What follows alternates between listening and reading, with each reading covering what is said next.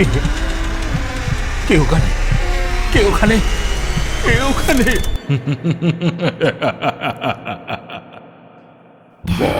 ভুতুরে, যেখানে জীবিত সব চরিত্র।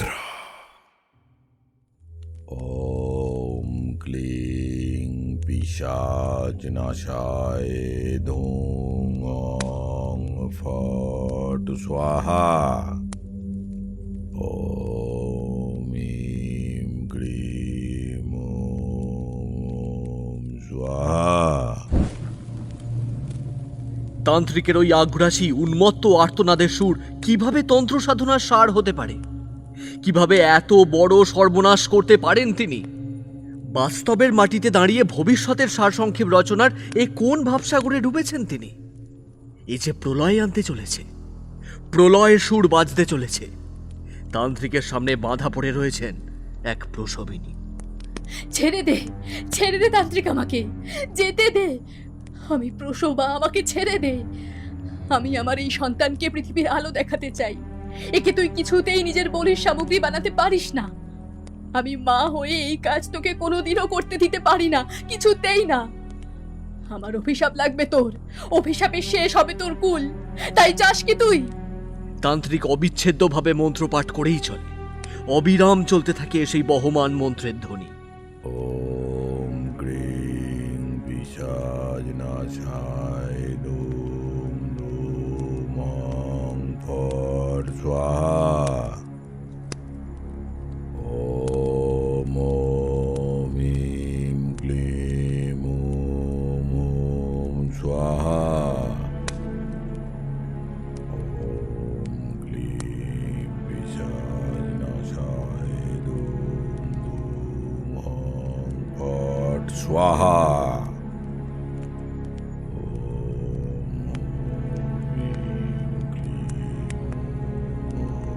স্বাহা। এমন সময় একটা দমকা হাওয়া দিক বিদিক প্রলম্বিত করে ছুটে আসতে থাকে সেই নারীর দিকে। নারী যন্ত্রণায় ছটফট করতে থাকে, করজোড়ে প্রাণ ভিক্ষা করতে থাকেন। কিন্তু সেই তান্ত্রিক তখনও নিরুত্তর। তিনি সব জেনে সব বুঝেও নির্বাক। কেবল ডামরিতন্ত্রের ওই কঠিন মন্ত্র আওড়ে চলেছেন। নারী আবার বলে ওঠেন, তুই এক মহান সাধক ছিলিস। এই গ্রামে এসে তুই বহু মানুষের সেবা করেছিস। কিন্তু এই সেবা ভাব কেবলই এক নাটক ছিল, নাটক ছাড়া আর কিছুই না। যার যার ভাগ্যে তুই ছিলিস, তার কেউ আজ আর জীবিত নেই। ভুল, ভুল, সব আমারই ভুল। আমিও তোকে নিঃশব্দে বিশ্বাস করে গেছি। শুধু বিশ্বাস কেন, তোকে পুজো করে গেছি, প্রার্থনা করে গেছি তোর কাছে, পরিত্রাতা হিসেবে দেখে গেছি তোকে। কিন্তু তুই কি করলি? কি করলি তুই? তুই পরিত্রাতা সেজে আমারই ধ্বংসের পথ সঞ্চারিত করলি। বিশ্বাসের এই মর্যাদা দিলি তুই? ধৈর্যটি ছেড়ে দে, ছেড়ে দে বলছি আমাকে। সেই নারীর একটি কথাও কানে নিলেন না তান্ত্রিক। তিনি তার নিজের মতন করে মন্ত্রপাঠ করেই চললেন। সেই গর্ভবতী নারীর অস্থিরতা ক্রমে তান্ত্রিককেও প্রভাবিত করতে শুরু করল। সহসা মন্ত্রপাঠ বন্ধ করে তিনি শাসাতে লাগলেন সেই নারীকে। থেমে যা পাপিনি, আমি জানি তোর গর্ভে কে আছে। এই গর্ভের এই সন্তান তোর স্বামীর নয়, অবৈধ। তাই এই সন্তানকে ত্যাগ করার মধ্যে দিয়েই তুই পুণ্য অর্জন করতে পারবি, নিজেকে এই পুণ্যের সাগরে আবাহন করতে পারবি। এটা মনে রাখিস, তোর জন্য যে কাজ আমি করেছি তা আখেরে তোকেই মুক্তি দান করবে, মুক্তি। না হলে পাপের আগুনে ভস্মীভূত হবি তুই। সেই নারী ভয়ে আতঙ্কিত হয়ে ওঠে। তুই জানলি কি করে? কি করে জানলি সব কথা? আর এই সন্তান আমার স্বামীর না হলেও এ কোনো অপবিত্রতার চিহ্ন নয়। আমি যাকে ভালোবাসি, মন থেকে যাকে নিজের স্বামী মানি, এ তাঁর চিহ্ন, আমাদের ভালোবাসার চিহ্ন। তারস্বরে চিৎকার করে হাসতে লাগলেন সেই তান্ত্রিক, আর সামনে রাখা এক বাটি রক্ত হাতে তুলে নিয়ে যজ্ঞের আগুনে ঢেলে দিলেন। ওম হ্লিং পিশাচনাশায় ধূম ধূম হট ফট স্বাহা। ওম হোম হিং ক্লিং হুম হুম স্বাহা। এরপরে বললেন, তুই কি ভাবলি এই সাধনা কোনো সাধারণ সাধনা? এই সাধনা কোনো সাধারণ সাধনা নয়। এটা একটা বহু ভয়ঙ্কর সাধনার প্রতিরূপ। যারা এই সাধনার দ্বারা প্রাপ্ত দিব্যজ্ঞান সম্বন্ধে কিছু জানে না, তারা এই সাধনার বিষয়ে সামান্য কিছু ধারণাও করতে পারে না। আমি জানি এই সাধনা করতে হলে কত কি শিখতে হয়, কত কিছু জানতে হয়। নিজেকে শেষ করে আমার মতো শুরু করতে হয়। শূন্যে বিলীন হয়ে গিয়েও আমার পূর্ণ অর্জনের স্বীকৃতি ধারণ করতে হয়। পারবি পারবি এই সাধনার রসদ সাধন করতে? কোনোদিনও পারবি না। তুই যে কেবল এই সাধনার অংশীদার হতে পেরেছিস এই অনেক। তুই যে এই সাধনার এক সহিষ্ণু ভাগ হতে পেরেছিস, এটা জেনে রাখিস, তোর সারা জীবনের পুণ্য অর্জনের প্রতীকী হয়ে রইল। এ হলো প্রেত ডামড়ি সাধনা। এই সাধনায় এক প্রসবাকে যদি আমি পিশাচির সামনে বলি দিতে পারি, তাহলে আমি সাধন ক্রিয়া সর্বাধিক মার্গের উচ্চ ফল লাভ করব। জন্ম মৃত্যু সমস্ত বাঁধন থেকে আমি মুক্ত হয়ে যাব, চিরকালের জন্য মুক্ত হয়ে যাব। না প্রেতলোক, না দেবলোক, না ভূলোক, কেউ আমাকে নাগালে পাবে না। কেউ কোনোভাবে আমার কোনো ক্ষতি করতে পারবে না। না দেব, না নর, এমনকি রাক্ষস, কেউ না, কেউ না। আজ তাই আমাবস্যার এই পুণ্যতিথিতে আমাকে এই কাজ করতে হবে। সমাপ্তি রচনা করতে হবে এই কালোজয়ী যুদ্ধের। চুপ কর মূর্খ নারী, বাক্য ব্যয় করে বৃথা আমার সময় নষ্ট করিস না বলছি। না হলে কিন্তু ফল আরো খারাপ হবে, আরো আরো আরো আরো খারাপ হবে, এই আমি বলে দিলাম। মহিলাটি আরক্ত চিৎকার করতে লাগলেন। আকণ্ঠ আর্তনাদের সুর শ্মশানের সেই শান্তিকে বিনষ্ট করে বাইরে প্রবাহিত হতে লাগলো, ভেদ করল দিগন্তকেও। তিনি কাতর স্বরে বলে উঠলেন, হে দেব, আমি আজীবন আপনাকে মেনে এসেছি, আপনার পায়ে সঁপেছি। আপনি তো সবটুকুই জানেন। আমি যে কোনো অন্যায় করিনি, আমি যে কোনো পাপাচারী নই, এ আপনি ব্যতীত কেউ জানে না। এই তান্ত্রিক নিজ গুপ্তবিদ্যার বলে আমাকে দিয়ে যে ঘৃণ্য কাজ করানোর জন্য উদ্যত হয়েছে, আপনি বসে বসে তা দেখছেন, অথচ এর কোনো প্রতিকার করছেন না। জানি সময়ের হাতেও যে আপনি বন্দী। তবে কি আমার অন্তিম সময় ঘনিয়ে এসেছে দেব? আমি মৃত্যুর কোলে ঢলে পড়লেও একটি শব্দ বার করব না। কিন্তু আমার এই নিষ্পাপ সন্তানের কি দোষ? কেন সে এভাবে শেষ হবে বলতে পারেন? তান্ত্রিক এবারে পাশে রাখা একটি কলা ও নীল বর্ণের একটি পদ্মফুল হাতে নিয়ে যজ্ঞের আগুনে সঁপে দিলেন।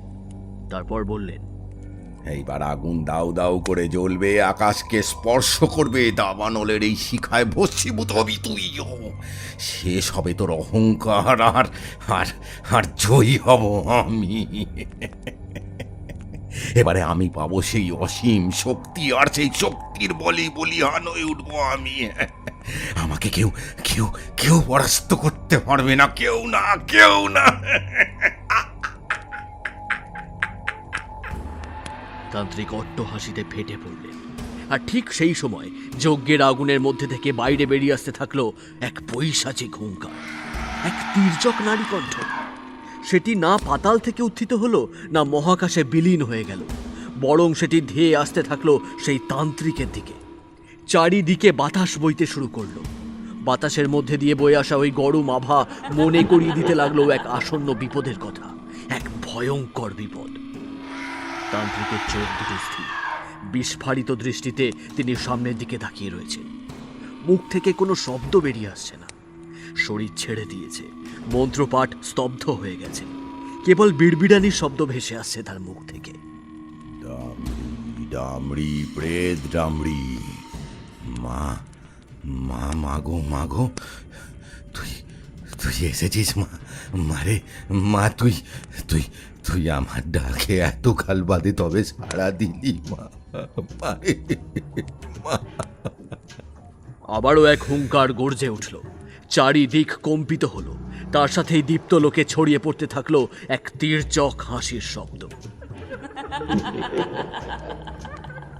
রক্ত চাই,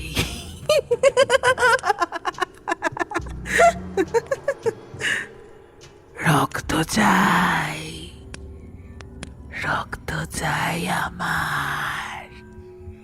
রক্ত দে, এক্ষুনি রক্ত দে। আমি রক্ত পান করতে চাই, না হলে আমি তোকেই শেষ করে দেব। সবার আগে তোর রক্ত পান করে আমি নিজের তৃষ্ণা নিবারণ করব। রক্ত দে আমাকে, রক্ত দে। তান্ত্রিক ধৈর্যটি ঠকঠক করে কাঁপতে শুরু করলেন। দেবীর এই ভীষণা রূপ এর আগে তিনি কখনো দেখেননি।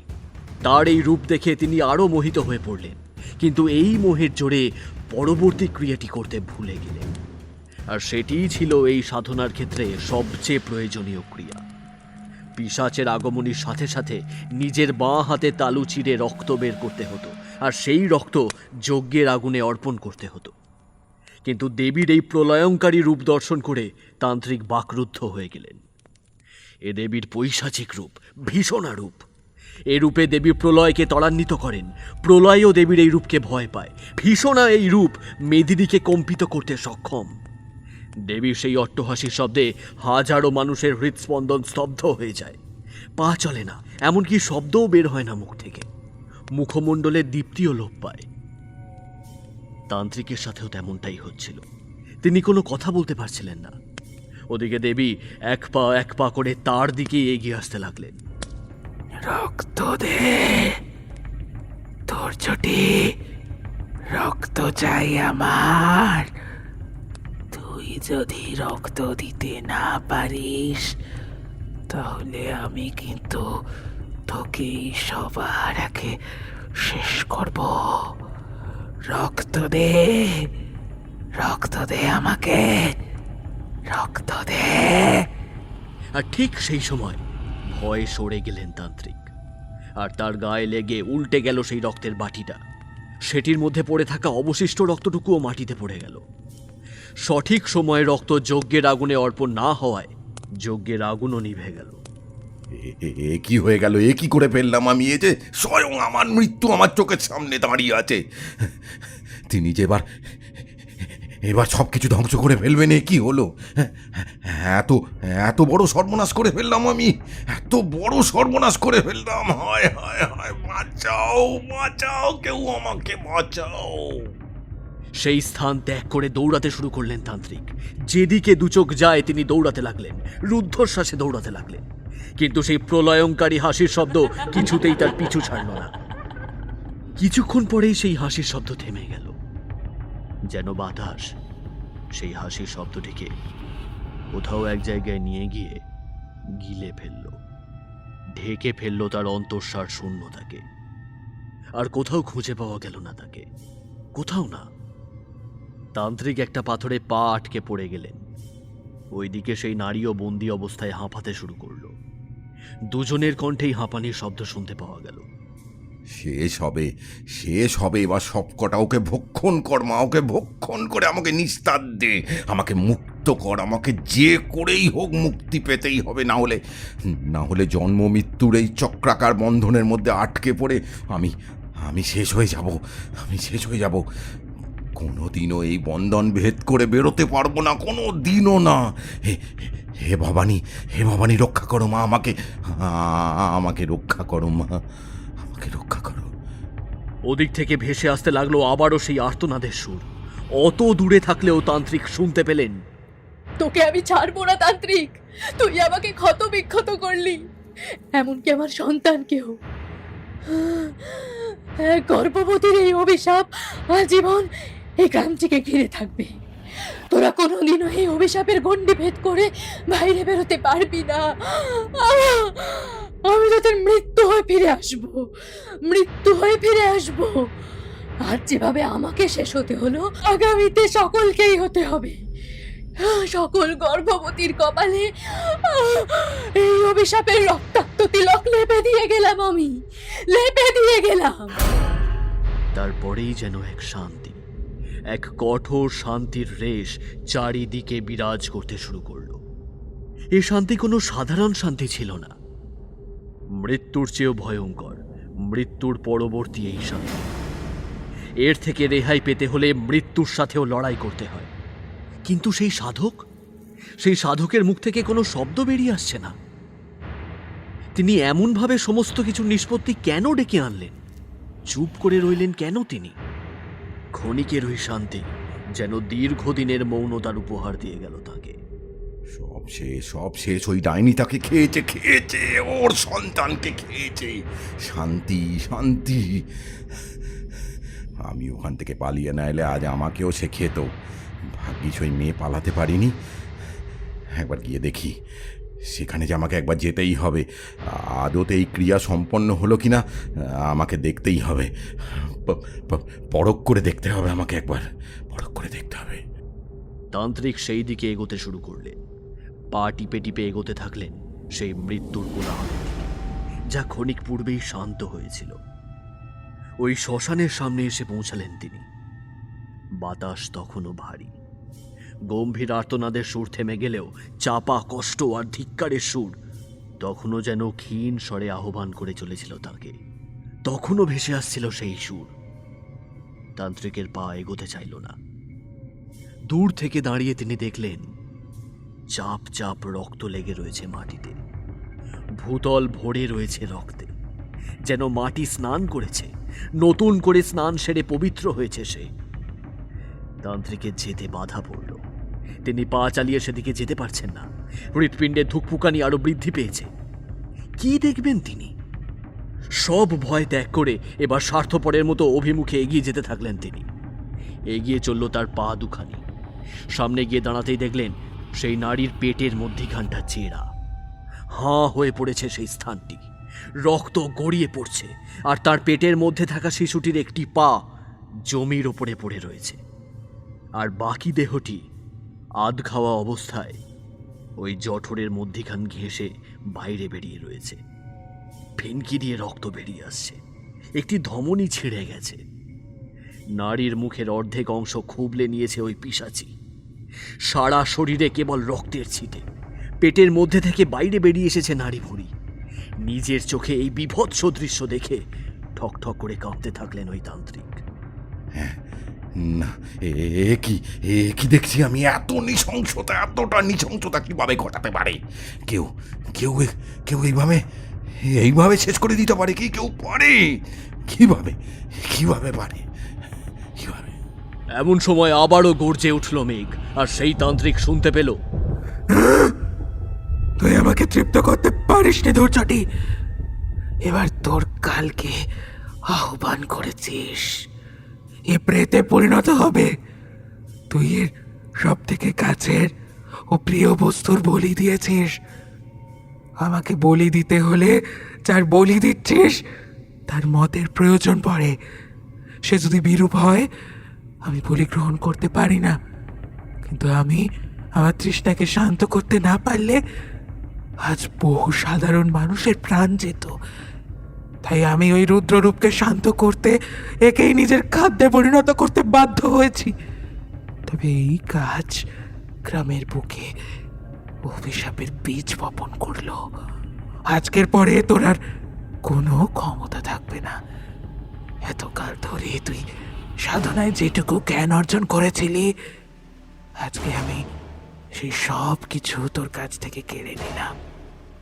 তোর প্রাণের মধ্যে দিয়ে সেই সব কিছু আমার মধ্যে লীন হয়ে যাবে। এই অভিশাপ তোকেও শেষ করবে, কিন্তু আগামীতে শেষ করবে গোটা গ্রামকে। তুই পাপী, তাই তোকে আমি শেষ করব। একটি ত্রিশূল আকাশপথে এসে বিদ্ধ করল তান্ত্রিকের বক্ষদেশ, আর সাথে সাথে এফোড় ওফোড় হয়ে গেল তান্ত্রিকের হৃৎপিণ্ড। এমন সময় তান্ত্রিক লক্ষ্য করলেন আরও এক ভয়ঙ্কর দৃশ্য। তিনি দেখলেন সেই মৃত নারী তার আধ খাওয়া শরীরটাকে নিয়ে এসে দাঁড়িয়েছে তার সামনে। একদিকের চোখ, মুখ ও কপালের অংশটি নেই, রক্তের ফোঁটা ঝরে ঝরে পড়ছে সেখান থেকে। দাঁতগুলোও ঝুলছে। ধৈর্যটি কোনো কথা উচ্চারণ করতে পারলেন না। ক্রমে তার শ্বাস রুদ্ধ হয়ে আসতে লাগলো, এমনকি হৃদস্পন্দনও স্তব্ধ হয়ে আসতে শুরু করলো। ক্ষণিক পরেই সবকিছু চির শান্তিতে বিলীন হয়ে গেল। সবকিছু শান্ত, শান্তির সাগরে অবগাহন করতে লাগলো চতুর্দিক। কিন্তু এক নতুন অধ্যায়ের শুরু হলো সেই রাত, মৃত্যুর অধ্যায়। রক্তবর্ণ এই অধ্যায়ের মধ্যে দিয়ে সবকিছু নবসূচনা তো হলো, তবে তা ছিল ক্ষণস্থায়ী। মৃত্যুই যে আখেরে আসল সত্য হিসেবে নিঃশ্বাস নিচ্ছিল। ওই গ্রামের বুকে বিদ্ধ হওয়া তান্ত্রিকের দেহটাই ছিল সেই সত্যের প্রমাণস্বরূপ। এক নতুন ধ্বংসলীলায় মেতে উঠল গোটা গ্রাম। ধর্মপুরের মাটিতে অধর্মের বীজ বপিত হলো। এই নতুন অধ্যায় মৃত্যু পথযাত্রী রূপে নিজেকে আত্মপ্রকাশ করল। এরপরে কেটে গিয়েছিল 6টা মাস, কিন্তু ধর্মপুরের অভিশাপের ঘোর কাটল না। একের পর এক গর্ভবতীর নৃশংস মৃত্যু ঘটতে লাগল। এর কারণ কেউ আন্দাজ করতে পারল না।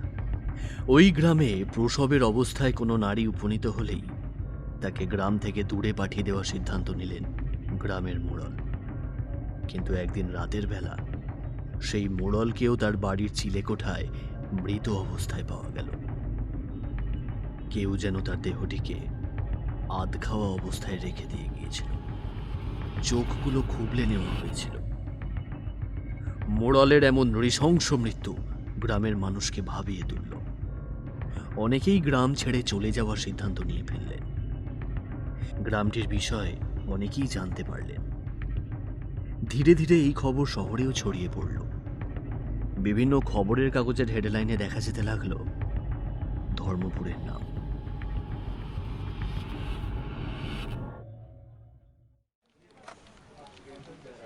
এমনই এক পত্রিকার চিফ এডিটর ছিলেন অর্ধেন্দু। তাকে বড় সাহেব ডেকে পাঠালেন। হ্যাঁ, তোমাকে ডাকছিলাম বুঝলে। আসলে আমাদের পত্রিকার বিষয়টা নিয়ে একটু ভাবছিলাম, যদি আলাদা কিছু করা যেত তাহলে খুব ভালো।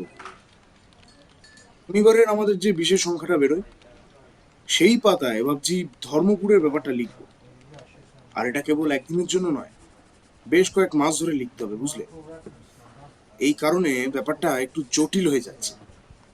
অর্ধেন্দু শোনা মাত্রই বড় সাহেবের মনের মধ্যে চলা ভাবনাগুলো সম্পর্কে বেশ অনেকটাই আন্দাজ করতে পারল। এরপর বলল, হ্যাঁ স্যার, আপনার বলা কথাগুলো আমি বেশ ভালোভাবেই বুঝতে পেরেছি, কিন্তু মানে আমি তো মানে অর্ধেন্দুকে আমতা আমতা করতে দেখে বড় সাহেব বলে উঠলেন, দেখো, আমি অন্য কাউকে এই কাজের দায়িত্বে ওখানে পাঠাতে পারতাম, তবে তবে জানি না কেন আমার তোমাকে অধিক যোগ্য বলে মনে হলো। আর কেউ নেই। আর তাছাড়া তুমি যেভাবে মানুষদের সেবায় লেগেছো, নানান অসাধারণ সব খবর তুলে এনেছো, মানুষকে তো একেবারে হতবাক করে দিয়েছো কদিনেই তুমি। তাই এই খবরটার উপরেও আশা করি তোমার দখলতা তুমি দেখাতে পারবে। এই ব্যাপারে আমি নিশ্চিত। তুমি একটা কাজ করো বুঝলে, কয়েক মাসের জন্য ওখানে চলে যাও। আমার স্ত্রী রেখা গর্ভবতী স্যার। এই অবস্থায় তাকে সেখানে নিয়ে যাওয়া ঠিক হবে না। 7 মাস চলছে, যে কোনো সময় ব্যথা উঠতে পারে। তখন আমি কি করব? আর ওই গ্রামের সম্পর্কে যতদূর শুনেছি সেখানে একটা হাসপাতাল পর্যন্ত নেই। মানুষ মরে গেলে রাস্তাঘাটে ফেলে রাখা হয়, দিনের পর দিন পড়ে থাকে, পচা গন্ধ বেরোয়। এসব মেনে নিয়েই ওখানকার বাসিন্দারা দিব্যি বেঁচে আছে। সেখানে আমাদের মতো সুস্থ মানুষেরা গিয়ে কিভাবে বাস করবে? আপনি যদি বলেন তাহলে আমি কয়েকদিনের জন্য ওখানে গিয়ে নিউজটা কভার করে নিয়ে আসতে পারি। আরে সে তো হতোই, কিন্তু একাধিক খবরের সংস্থা ইতিমধ্যেই ধর্মপুরের ওপর নিউজ সাবমিট করছে। কিন্তু আমি চাইছি একেবারে কোর পয়েন্টে কাজ করতে বুঝলে। ওখানে না গেলে, নিজের চোখে না দেখলে তুমি সেটা লিখতে পারবে না। কলমের আঁচড় সাংঘাতিক কিছু ঘটাতে পারে। বিশেষ করে তোমার কলমের আঁচড়ে যেন জাদু রয়েছে। খবরকে কিভাবে একটা জ্বলন্ত অগ্নিকুণ্ডে রূপান্তরিত করতে হয় সেটা তোমাকে দেখেই শেখা উচিত অর্ধেন্দু। এমনকি সকলে সেটাই করছে। হাজারো পাঠক আমাদের কাগজ প্রতিদিন কিনছে শুধুমাত্র তোমার লেখাটি পড়ার জন্য। কাগজের মাধ্যমেই যখন আমাদেরকে জনসাধারণের ঘরে ঘরে পৌঁছে যেতে হবে, তখন এসব থেকে দূরে পালিয়ে কি লাভ বলো? আমি চাইছি নিয়মিতভাবে এই লেখাটি আমার খবরের কাগজের পাতার হেডলাইন হয়ে উঠুক। কিন্তু আমি কিভাবে আপনাকে লেখাগুলো পাঠাবো স্যার? কোনো মাধ্যমই তো নেই। আমি সেখানে গিয়ে ওখানকার পরিস্থিতি সম্পর্কে লিখতেই পারি, কিন্তু পাঠাবো কার হাত দিয়ে? যদি না পাঠাতে পারি তাহলে প্রতি সপ্তাহে আপনি ছাপবেন কিভাবে? তোমাকে কিচ্ছু চিন্তা করতে হবে না অর্ধেন্দু। আমি এসবের সমস্ত কিছু ব্যবস্থা করে রেখেছি। আমি একজন ফটোগ্রাফারকে অ্যাপয়েন্ট করছি, সে তোমার সাথেই যাবে। প্রতি মাসের শেষে এসে সারা মাসের লেখা সাবমিট করে দিয়ে যাবে, ব্যাস। আমি সেই লেখাগুলো ছাপতে থাকবো। আর সে আবারও ফিরে যাবে গ্রামে তোমার কাছে, মানে ওই এসে আমাকে সাবমিট করে দিয়ে যাবে আর কি। এইভাবেই বিষয়টা চলতে থাকবে। যদি দেখি যে আমাদের টিআরপি বাড়ছে তাহলে বিষয়টাকে এগিয়ে নিয়ে যাব, আর যদি দেখি যে এটাতে মানুষ বোর হয়ে যাচ্ছে তাহলে এখানেই ছেড়ে দেবো আর কি, ব্যাস। কিন্তু আগে তো শুরু করি, শুরুর আগেই যদি মন মরা হয়ে পড়ি তাহলে তো আর হবে না, তাই না? এত বড় একটা সংস্থাকে চালাতে গেলে নানান রকমের অনেক প্রয়োজন পড়ে, তাই না? হ্যাঁ, তাই এত সহজে কি হাল ছেড়ে দেওয়া যায়? আপনি আমাকে বড় চিন্তায় ফেলে দিলেন স্যার। কাজটা ঠিক মতন করতে পারলেই তোমার প্রমোশন একদম পাক্কা, এটা মনে রেখো। কিন্তু আমি কথা দিয়ে কোনো দিনও কথার খেলাপ করিনি, তুমি কিন্তু সেটা খুব ভালো করেই জানো। এবার আর কোনো বাড়তি কথা নয়, একেবারে ব্যাগপাটরা গুছিয়ে মিয়া বিবিতে বেরিয়ে পড়ো দেখি, আমি গাড়ি পাঠিয়ে দিচ্ছি। আর যদি সেরকম দেখো তাহলে তোমার স্ত্রীকে নিয়ে কলকাতায় ফিরে এসো, আশা করি তার কিছু হবে না। আমি ওখানে একজনের বাড়িতে তোমার থাকার ব্যবস্থা করে দিয়েছি, যদিও বিষয়টা খুব অপ্রাসঙ্গিক, ওই অজপাড়া একা তো আর হোটেলের ব্যবস্থা করা সম্ভব নয়। হ্যাঁ, তাই ওখানকার স্থানীয় মোড়লের বাড়িতেই তোমার থাকার ব্যবস্থা করে দিয়েছি। কিন্তু অর্ধেন্দু, কথাটা বলেই চুপ করে গেলেন বড় সাহেব। অর্ধেন্দুও কপালে চিন্তার ভাঁজ ফেলে তাকালো বড় সাহেবের দিকে। কি হলো স্যার, কিছু বললেন না যে? আপনি হঠাৎ করে এমন চুপ করে গেলেন কেন? মশাই কিন্তু নেই, নেই মানে মারা গেছেন। আর যেভাবে মারা গেছেন সেটা কিন্তু খুবই নৃশংস। গ্রামের মধ্যে এরকম হত্যার তাণ্ডবলীলা কে চালাচ্ছে তা জানি না। ও মাই গড! আর আপনি সেখানে আমার স্ত্রীকে নিয়ে যেতে বলছেন, তাও আবার যখন সে সন্তান সম্ভবা। আমি কি করে এত বড় রিস্ক নিতে পারি বলতে পারেন? আমাদের যে সন্তান আসছে তার যদি কিছু হয়ে যায়, আমার স্ত্রীর যদি কিছু হয়ে যায়, তখন তখন কি হবে আমার স্যার বলুন তো? বড় সাহেব এবার আগুনের গোলার মতো চোখ করে তাকালেন অর্ধেন্দুর দিকে। তারপর একটা সিগারেট ধরিয়ে বললেন, যদি পরিবারের কথাই এত ভাবো, পরিবার যদি এত প্রিয় ছিল তাহলে এই কাজে জয়েন করেছিলে কেন? কিন্তু তখন বোধহয় তুমি অন্য মনস্ক ছিলে, তাই খেয়াল করোনি ব্যাপারটা। আর বাবা, পরিবারটা চালাতে গেলে যেটার প্রয়োজন সেটা তো কাজ না করলে আসবে না। এই যে কলকাতা শহরের বুকে সুন্দর সুন্দর বাড়িতে থাকছো, বিলাসবহুল গাড়ি চড়ছো, এসব কার দৌলতে? ভুলে গেলে বুঝি? হ্যাঁ, তাহলে একবার মনে করিয়ে দিই, সেটা এই হরনাথ মুখার্জির দৌলতে। কথাটা ভুলে যেও না। আমি উপকারীর উপকার করি, কিন্তু অপকারীর ঋণ আমি কখনো রাখি না। তাই এক নিমিষে তোমাকে আমি টেনে রাস্তায় নামাতে পারি, 2 মিনিটও সময় লাগবে না আমার। আর কোনো জায়গাতে তুমি যাতে কাজ না পাও সেই বন্দোবস্ত আমি করে দেবো, ডোন্ট ওয়ারি। এবার তোমার ব্যাপার, কি করবে জলদি ডিসাইড করে আমাকে জানিয়ে। এই বলেই বড় সাহেব শেষ ধোঁয়ার রিংটা অর্ধেন্দুর মুখ লক্ষ্য করে ছুঁড়ে ঘর থেকে বেরিয়ে গেলেন। অর্ধেন্দু চেয়ারে বসে পড়ল, মাথাটা নুইয়ে দুফোঁটা চোখের জল ফেলল। লোকে ভাবে পুরুষ মানুষের নাকি কোনো কষ্ট নেই, কোনো বোঝা নাকি তাদের বই বেড়াতে হয় না। তবে এটা কি, নিজের পেট চালাতে কোম্পানি জয়েন করেছে, কিন্তু সেখানেও যে লোকের দ্বারস্থ হয়ে থাকতে হয়, অপমানিত হতে হয়। যোগ্যতা থাকা সত্ত্বেও নিজেকে প্রতিনিয়ত ছোট হতে দেখতে হয়, কারণ শুধু একটাই, লক্ষ্মী লাভ। আমি কি বলবো রেবাকে? এই সিদ্ধান্ত সে কোনো দিনই মেনে নেবে না। আমার প্রথম সন্তান আসছে, আর এই অবস্থায় কি যে করি। এদিকে না বললে তো সব শেষ, একেবারে পথে বসতে হবে। এই হরনাথ যে কতজনকে ধরে ধরে পথে বসিয়েছে সে দৃষ্টান্ত তো আগেই পেয়েছি। অর্ধেন্দু চেয়ার থেকে উঠে দাঁড়ালো, একটা কাগজ আর একটা কলম নিল। এরপর তাতে লিখল, আমি যাব স্যার, আপনাকে সেটা লিখিত গিয়ে গেলাম। আপনি সময় মতো গাড়ি আর ফটোগ্রাফারকে পাঠিয়ে দেবেন। ওকে সঙ্গে নিয়ে সামনের শনিবারই বেরিয়ে পড়ব। কথাটা লিখেই বেরিয়ে গেল অর্ধেন্দু। পরে হরনাথ কাগজটি হাতে পেয়ে বেজায় খুশি হলেন। তারপর তিনি নিজের কাজ সেরে ফটোগ্রাফারকে ডেকে পাঠালেন, সবটা বুঝিয়ে দিলেন। আর সেই ফটোগ্রাফারটাও সময় মতো পৌঁছে গেল অর্ধেন্দুর বাড়িতে। স্যার আছেন?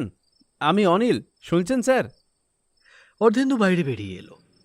ও অনিল বাবু, আপনি? হ্যাঁ হ্যাঁ হ্যাঁ, বলুন। আসলে আমি এসেছিলাম আপনার সঙ্গে দেখা করতে। কাল তো আমাদের বেরোনোর কথা। আজকে গাড়িটা এখানে রেখে দিয়ে গেলাম। আগামীকাল সকাল 9টার মধ্যেই আমি চলে আসব। আপনারা রেডি হয়ে থাকবেন, বেরিয়ে পড়ব। কিন্তু গাড়িটা কে চালাবে? কেন, আমি তো গাড়ি চালাতেও জানি। কোনো অসুবিধা হবে না, আমি ঠিক চালিয়ে আপনাদের পৌঁছে দিতে পারবো। কিছু চিন্তা করবেন না। বড় সাহেব আমাকে আপনার স্ত্রীর অবস্থার কথাও জানিয়েছেন। ঘাবড়াবেন না, গ্রামের রাস্তা হলেও রাস্তাটা খুব একটা খারাপ নয়। আমি আগেও সেখানে গিয়েছি, তবে গ্রামে প্রবেশ করিনি, দূর থেকে দেখেছিলাম আর কি। যেতে খুব একটা কসরত করতে হয়নি। ভয় নেই, গাড়ি চলে যাবে একেবারে শেষ প্রান্ত পর্যন্ত। আপনি তৈরি হয়ে থাকবেন, দেরি করলে কিন্তু পৌঁছতে পৌঁছতে অনেক রাত হয়ে যাবে, আর ওখানে রাতের অন্ধকার মানেই। কথাটা বলেই থেমে গেলেন অনিলবাবু। সাথে সাথে অর্ধেন্দু তাকে জিজ্ঞাসা করল, কি হলো? আপনি ওভাবে হঠাৎ করে থেমে গেলেন কেন? কোনো ভয়ের ব্যাপার রয়েছে নাকি সেখানে? দেখুন, জানলে আগে থেকে বলুন আমাকে।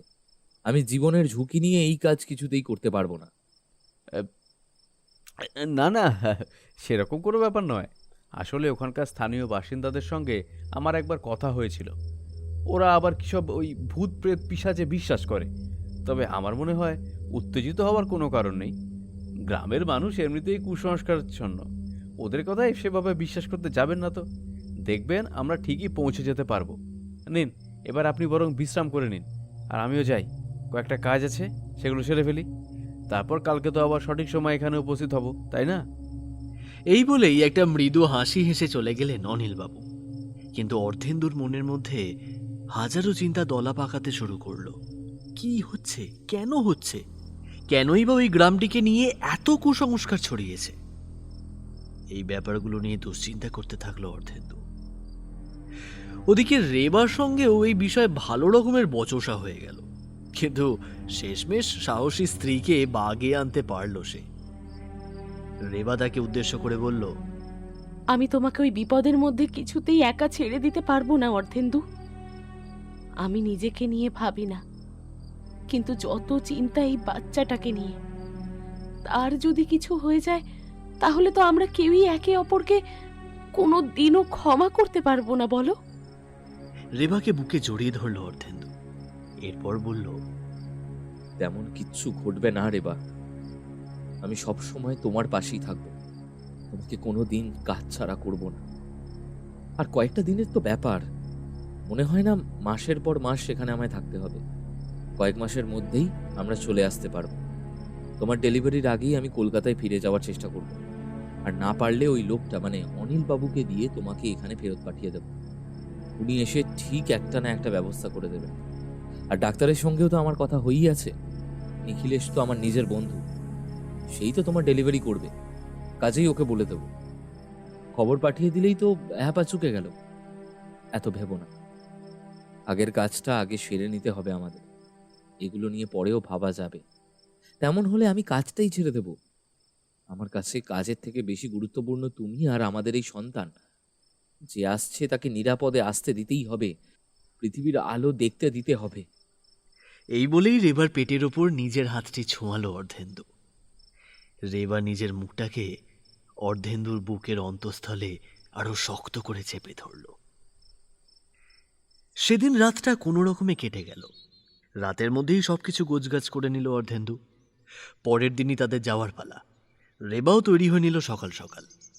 অনিলবাবু নির্ধারিত সময়ে এসেই হাজির হয়ে গেলেন। এরপর তিনি বললেন, ওই দেখুন, আমি তো ভাবছিলাম আপনাদের বোধহয় তাড়া দিতে হবে, কিন্তু এখন তো দেখছি আপনারা একেবারে তৈরি হয়ে নিয়েছেন। নিন, চলুন এবার বেরিয়ে পড়া যাক। হ্যাঁ হ্যাঁ, চলুন এবার আমাদের বেরিয়ে পড়া যাক। সেটাই বরং ভালো হবে। একটু আগে বেরোলেও তো আর কোনো ক্ষতি নেই। না না, ক্ষতি কিছু নেই, বরং সুবিধাই হবে।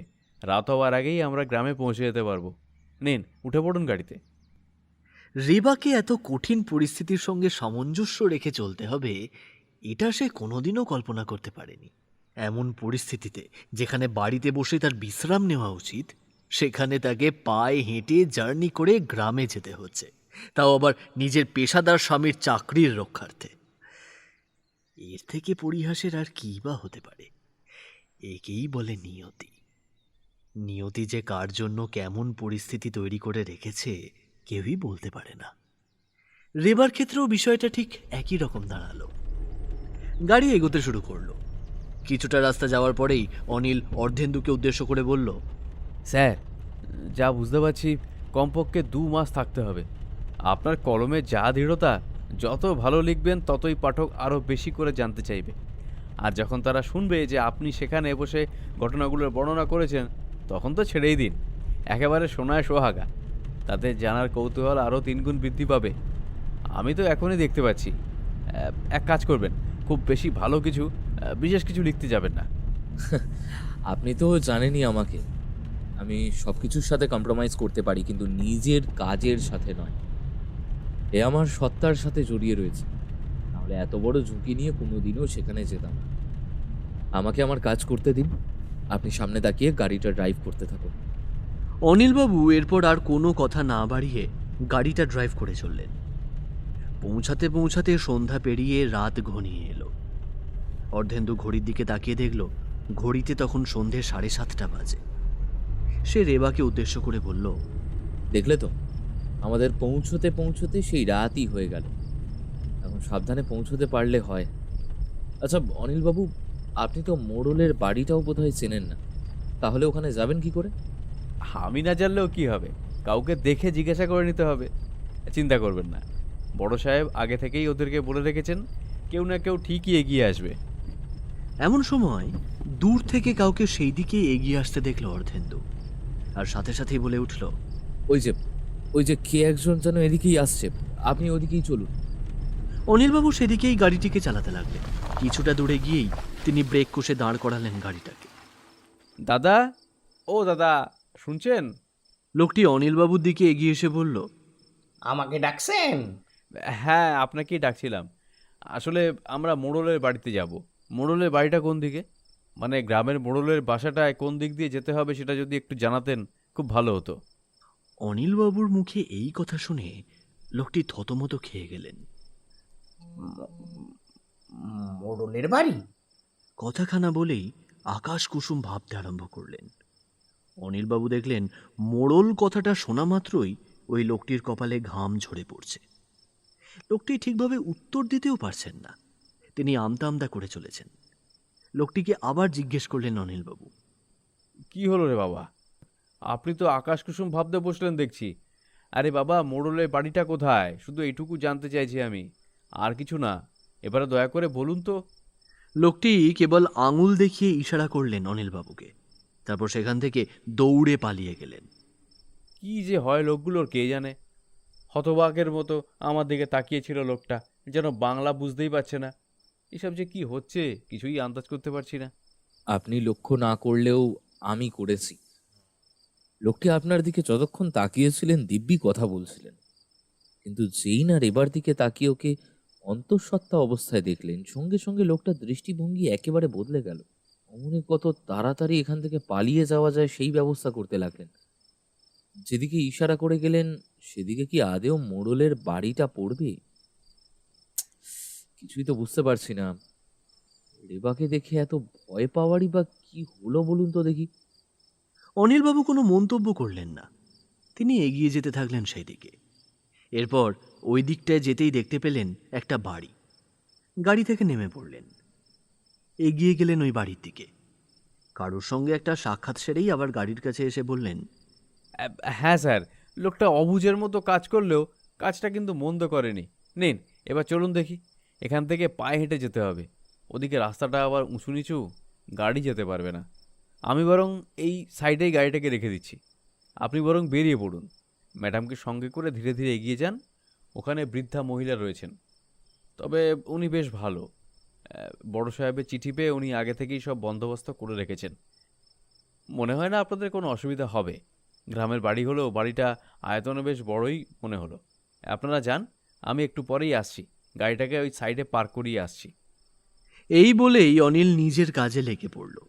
ওদিকে অর্ধেন্দু নিজে নেমে স্ত্রী রেবাকে সঙ্গে নিয়ে ধীরে ধীরে এগিয়ে চলল ওই মোড়লের বাসাটির দিকে। এরপর বাড়ির সামনে গিয়ে দেখল বাড়ির দরজাখানা আধখোলা অবস্থায় রয়েছে। রেবা আলতো স্বরে বলে উঠল, আছেন কেউ? ও মাসিমা, আছেন? রেবার গলা শুনতে পেয়েই এগিয়ে এলেন একজন বৃদ্ধা। এসে বললেন, আপনারা এসে গিয়েছেন? আসুন, ভেতরে আসুন। রেবাকে সঙ্গে করে ঘরের ভেতরে যাওয়ার সময় মহিলাটির নজর গেল রেবার পেটের দিকে। রেবাকে অন্তঃসত্ত্বা অবস্থায় দেখার সঙ্গে সঙ্গেই তিনি ঘাবড়ে গেলেন। এরপর কোনো কারণ ছাড়াই হঠাৎ চিৎকার করে উঠলেন, না, চলে যান, চলে যান, আপনারা এখান থেকে চলে যান, নাহলে অনর্থ ঘটে যাবে। চলে যান, তখন আর কিচ্ছু করতে পারবেন না। চলে যান। একবার যদি সে জানতে পারে তবে সবাইকে শেষ করে ফেলবে। কেউ এখান থেকে বেঁচে বেরোতে পারবেন না। ভালো কথা বলছি, চলে যান, দোয়াই আপনাদের, চলে যান। বৃদ্ধা মহিলাটি কথাগুলো বলেই হাঁপাতে শুরু করলেন। বৃদ্ধাটিকে এমন অস্বাভাবিক আচরণ করতে দেখে ঘাবড়ে গেল সবাই। ততক্ষণে অনিলবাবুও সেখানে এসে হাজির হয়েছিলেন। তিনি বলে উঠলেন, এইসব নিয়ে মাথা ঘামাতে হবে না স্যার। এই যে আপনি আপনি কি এসব শুরু করলেন বলুন তো? হ্যাঁ, শহরের লোক দেখা মাত্রই কি নানা রকমের নাটক শুরু করতে হয়? ভয় দেখাতে হবে? কি চান বলুন তো? বড় সাহেবের কাছ থেকে মোটা টাকা তো নিয়েছেন, সে কথা ভুলে গেলেন নাকি? অর্ধেন্দু অনিলবাবুকে থামিয়ে দিয়ে বলল, অনিলবাবু, আপনি ওনার সাথে এভাবে কথা বলছেন কেন? নিশ্চয়ই কোনো কারণ রয়েছে, নিশ্চয়ই কোনো কারণ রয়েছে, না হলে উনি হঠাৎ এমন আচরণ করবেন কেন? কি ব্যাপার বলুন তো মাসিমা? কোনো ভয় পাওয়ার মতো ঘটনা ঘটেছে কি? বৃদ্ধা মহিলাটি আবারও কিছু বলতেই যাচ্ছিলেন, কিন্তু অনিলবাবু চোখের দিকে তাকিয়ে তিনি চুপ করে গেলেন। এরপর কথার মোড় ঘুরিয়ে বললেন, না না, বয়স হয়েছে তো, অযথাই অনেক সময় দুশ্চিন্তা করি। কিছুকাল আগে আমার স্বামী মারা গেছে, তারপর থেকে মাথা ঠিক নেই আমার। মাঝে মধ্যেই অসংলগ্ন আচরণও, কি বলেছি না বলেছি তার কোনো ঠিক নেই। আপনারা দয়া করে এসব নিয়ে একবারই ভাববেন না। তবে পোয়াতি মেয়ে মানুষকে সাথে করে এনেছেন, এ যে বড্ড ঝুঁকির কাজ করে ফেলেছেন। খুব সাবধানে রাখতে হবে ওনাকে, না হলে বড় রকমের বিপদ ঘটে যেতে পারে। তবে ভাববেন না, আমি যখন আছি আমি তো ওনার মায়ের মতো, অসুবিধে হতে দেব না। তবে তাও সাবধানে তো মান নেই না। বৃদ্ধা মহিলাটি যে কিছু একটা লুকোচ্ছেন এই বিষয়ে অর্ধেন্দুর স্থির বিশ্বাস ছিল, কিন্তু ওই মুহূর্তে মহিলাটিকে আর কোনো প্রশ্ন করতে চাইল না সে। মহিলাটি তাদের ঘর দেখিয়ে দিলেন। অর্ধেন্দু স্ত্রীকে সঙ্গে নিয়ে ঘরে ঢুকল। অনিলবাবুকেও থাকার জন্য একটা বিশেষ ঘরের ব্যবস্থা করে দিলেন সেই বৃদ্ধা। সেদিন রাতে সকলে খাওয়া দাওয়া সেরে শুয়ে পড়ল। এতটা পথ ভ্রমণের ধকল সহ্য করতে না পেরে সবাই বিছানায় পিঠ ঠেকাতে বাধ্য হল। রাত তখন গভীর। হঠাৎ করেই ঝড় উঠল। শোঁ শোঁ করে বাতাস বইতে শুরু করল। জানালার কপাট বারবার খুলে পড়তে লাগলো। পাশের দেওয়ালে ধাক্কা খাচ্ছিল সেটি। সেই শব্দেই ঘুম ভেঙে গেল রেবার। এই জানলা ধাক্কানোর আওয়াজে তো ঘুমই আসছে না। সবে ক্লান্ত শরীরটা নিয়ে এইমাত্র চোখটা বন্ধ করেছিলাম, আর দেখো সঙ্গে সঙ্গে উৎপাত শুরু হয়ে গেল। এখন কি করব? রেবা খাট থেকে নেমে দাঁড়াল। অনেক কষ্টে জানালার দিকে এগিয়ে গেল। জানালার কপাট তখনও খটখট শব্দ করেই চলেছে। রেবা কপাটের একদিক ধরে ধীরে ধীরে সেটিকে সামনের দিকে সরিয়ে দিতে লাগলো। ইস, অসময়ে এইরকম ঝড় বৃষ্টি শুরু হলো কেন কে জানে। আর ঝড় বৃষ্টির সময় পেল না, যখন খুশি শুরু হয়ে গেলেই হলো। আর এই গ্রামটাও বড় অদ্ভুত। এখানে আসার পর থেকে কিছু না কিছু ঘটেই চলেছে। এখানকার মানুষের আচরণগুলো কেমন যেন অস্বাভাবিক। তারা যেটা বলতে চাইছেন সেটা ভাবছেন না, আর যেটা ভাবছেন সেটা কিছুতেই বলছেন না। পরিবেশটাও কেমন যেন গা ছমছমে। রেবা আরেকটি কপাট সামনের দিকে টেনে এনে আটকাতে যাবে, এমন সময় মনে হলো বৃষ্টির মধ্যে কেউ যেন বাইরে দাঁড়িয়ে রয়েছে। ঝমঝম করে বৃষ্টি পড়ছে, বাইরের দিকটা একেবারে সাদা হয়ে গেছে, সামনের কিছুই স্পষ্ট দেখা যাচ্ছে না, কিন্তু সেই সাদা ধোঁয়ার মধ্যে একটা ছায়া মূর্তি দাঁড়িয়ে রয়েছে, এক দৃষ্টিতে তাকিয়ে আছে রেবার দিকে। রেবার কৌতূহল আরো বেড়ে গেল। কে কে ওখানে? কে দাঁড়িয়ে রয়েছেন? কি হলো? জবাব দিচ্ছেন না কেন? কে আপনি?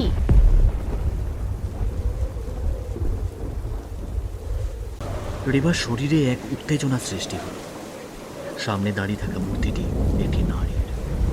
সে ক্রমে এগিয়ে আসছে রেবার দিকে, বৃষ্টির দাপট ভেদ করে এগিয়ে আসছে সে। রেবা, রেবা, রেবা, শুনতে পাচ্ছ আমাকে? রেবা, রেবা। আরো কাছে, তারপর আরেকটু। এবার রেবার দৃষ্টি পড়ল তার উপর।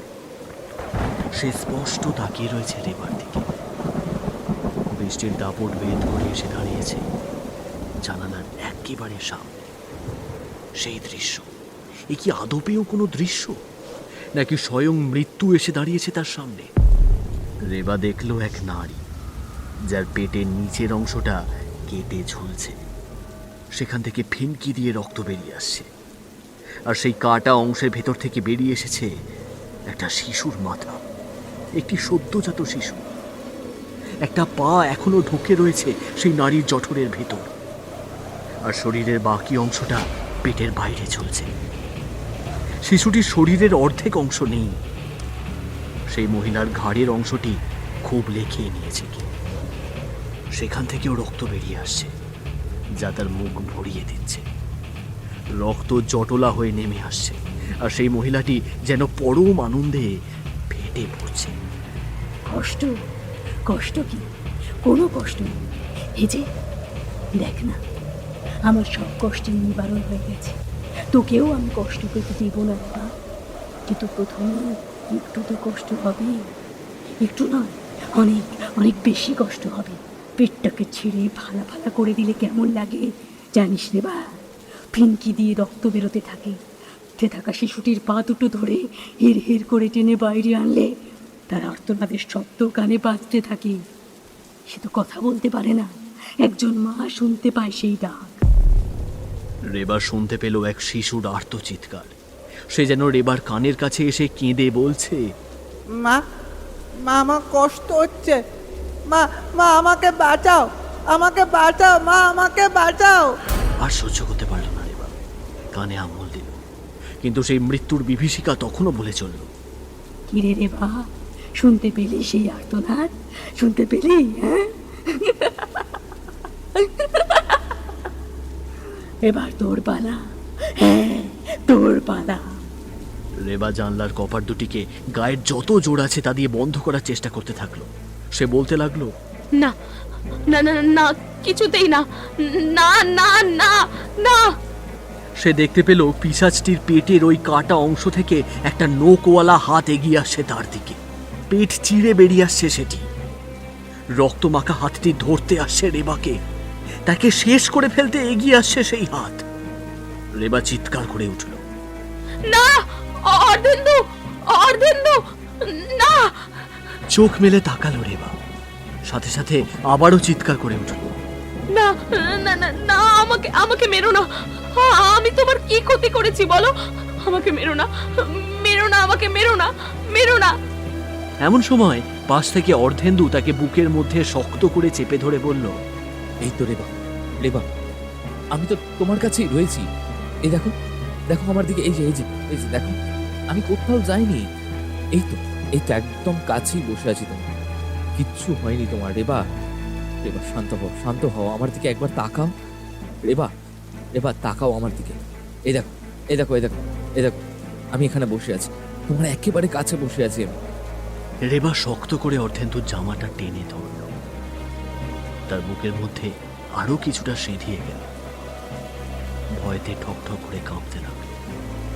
একটি হাত নিজের পেটের ওপরে রেখে দেখলো সবকিছু স্বাভাবিক আছে কিনা। আমাদের বাচ্চাটা, অর্ধেন্দু, আমাদের বাচ্চাটা। এই তো রেবা, এই তো দেখো সব কিছু ঠিক আছে, কিচ্ছু হয়নি তোমার, সব ঠিক আছে তো। এবার শান্ত হও, শান্ত হও, আমার দিকে তাকাও। এবারে নিজের মনের ভয়টা ঝেড়ে ফেলে রেবা তাকালো অর্ধেন্দুর দিকে। তার কপালে বিন্দু বিন্দু ঘাম জমেছে। অর্ধেন্দু এক দৃষ্টিতে তাকিয়ে আছে তার দিকে, সেই কোমল দৃষ্টি যার মধ্যে হিংসার লেশমাত্র নেই, সেই শান্ত মায়াময় দৃষ্টি যার প্রেমে পড়েছিল রেবা। রেবার সম্বিত ধীরে ধীরে ফিরে এলো। আমি আমি কোথায়? আমি তো আমি তো ওই যে ওই যে জানলাটা, ওটার বাইরে সে ছিল। হ্যাঁ, হ্যাঁ, হ্যাঁ, সে ছিল। অর্ধেন্দু, অর্ধেন্দু, আমি সত্যি বলছি, সে ছিল। সে সে আমাদের বাচ্চাকে নিতে আসবে, জানো? বিশ্বাস করো আমার কথা, সে সে নিতে আসবে, আসবেই, আসবেই। আমি আমি জানি, আমি জানি। অর্ধেন্দু রেবাকে সামলাতে থাকলো। কে কে নিতে আসবে? রেবা, কি সব বলে চলেছ? কেউ নেই রেবা। এই দেখো, ভালো করে একটু তাকিয়ে দেখো, বাইরে আলো ফুটেছে, সকাল হয়ে গেছে। তুমি বোধহয় স্বপ্ন দেখছিলে রেবা। রেবা, কি গো, শুনতে পাচ্ছ তুমি আমার কথা? না, না, ওটা কোনোদিনও স্বপ্ন হতে পারে না। আমি নিজের চোখে দেখেছি, নিজের চোখে মৃত্যুকে খুব কাছ থেকে দেখতে পেয়েছি আমি। এটা এটা কেবল আমার মনের ভুল হতে পারে না অর্ধেন্দু, বিশ্বাস করো, এটা কিছুতেই হতে পারে না। ওই ওই লাল রক্তমাখা হাতটা আমার দিকে এগিয়ে আসছিল, আমার আমার আমার গলার কাছে এগিয়ে আসছিল। আমি আমি পারলাম না সহ্য করতে, খুব জোরে চিৎকার করে উঠলাম, আর আর ব্যাস, সবকিছু কেমন যেন অন্ধকার হয়ে গেল। চোখের সামনেটা একেবারে অন্ধকার হয়ে গেল, ঢেকে গেল সবকিছু ওই গহীন অন্ধকারের ভেতরে।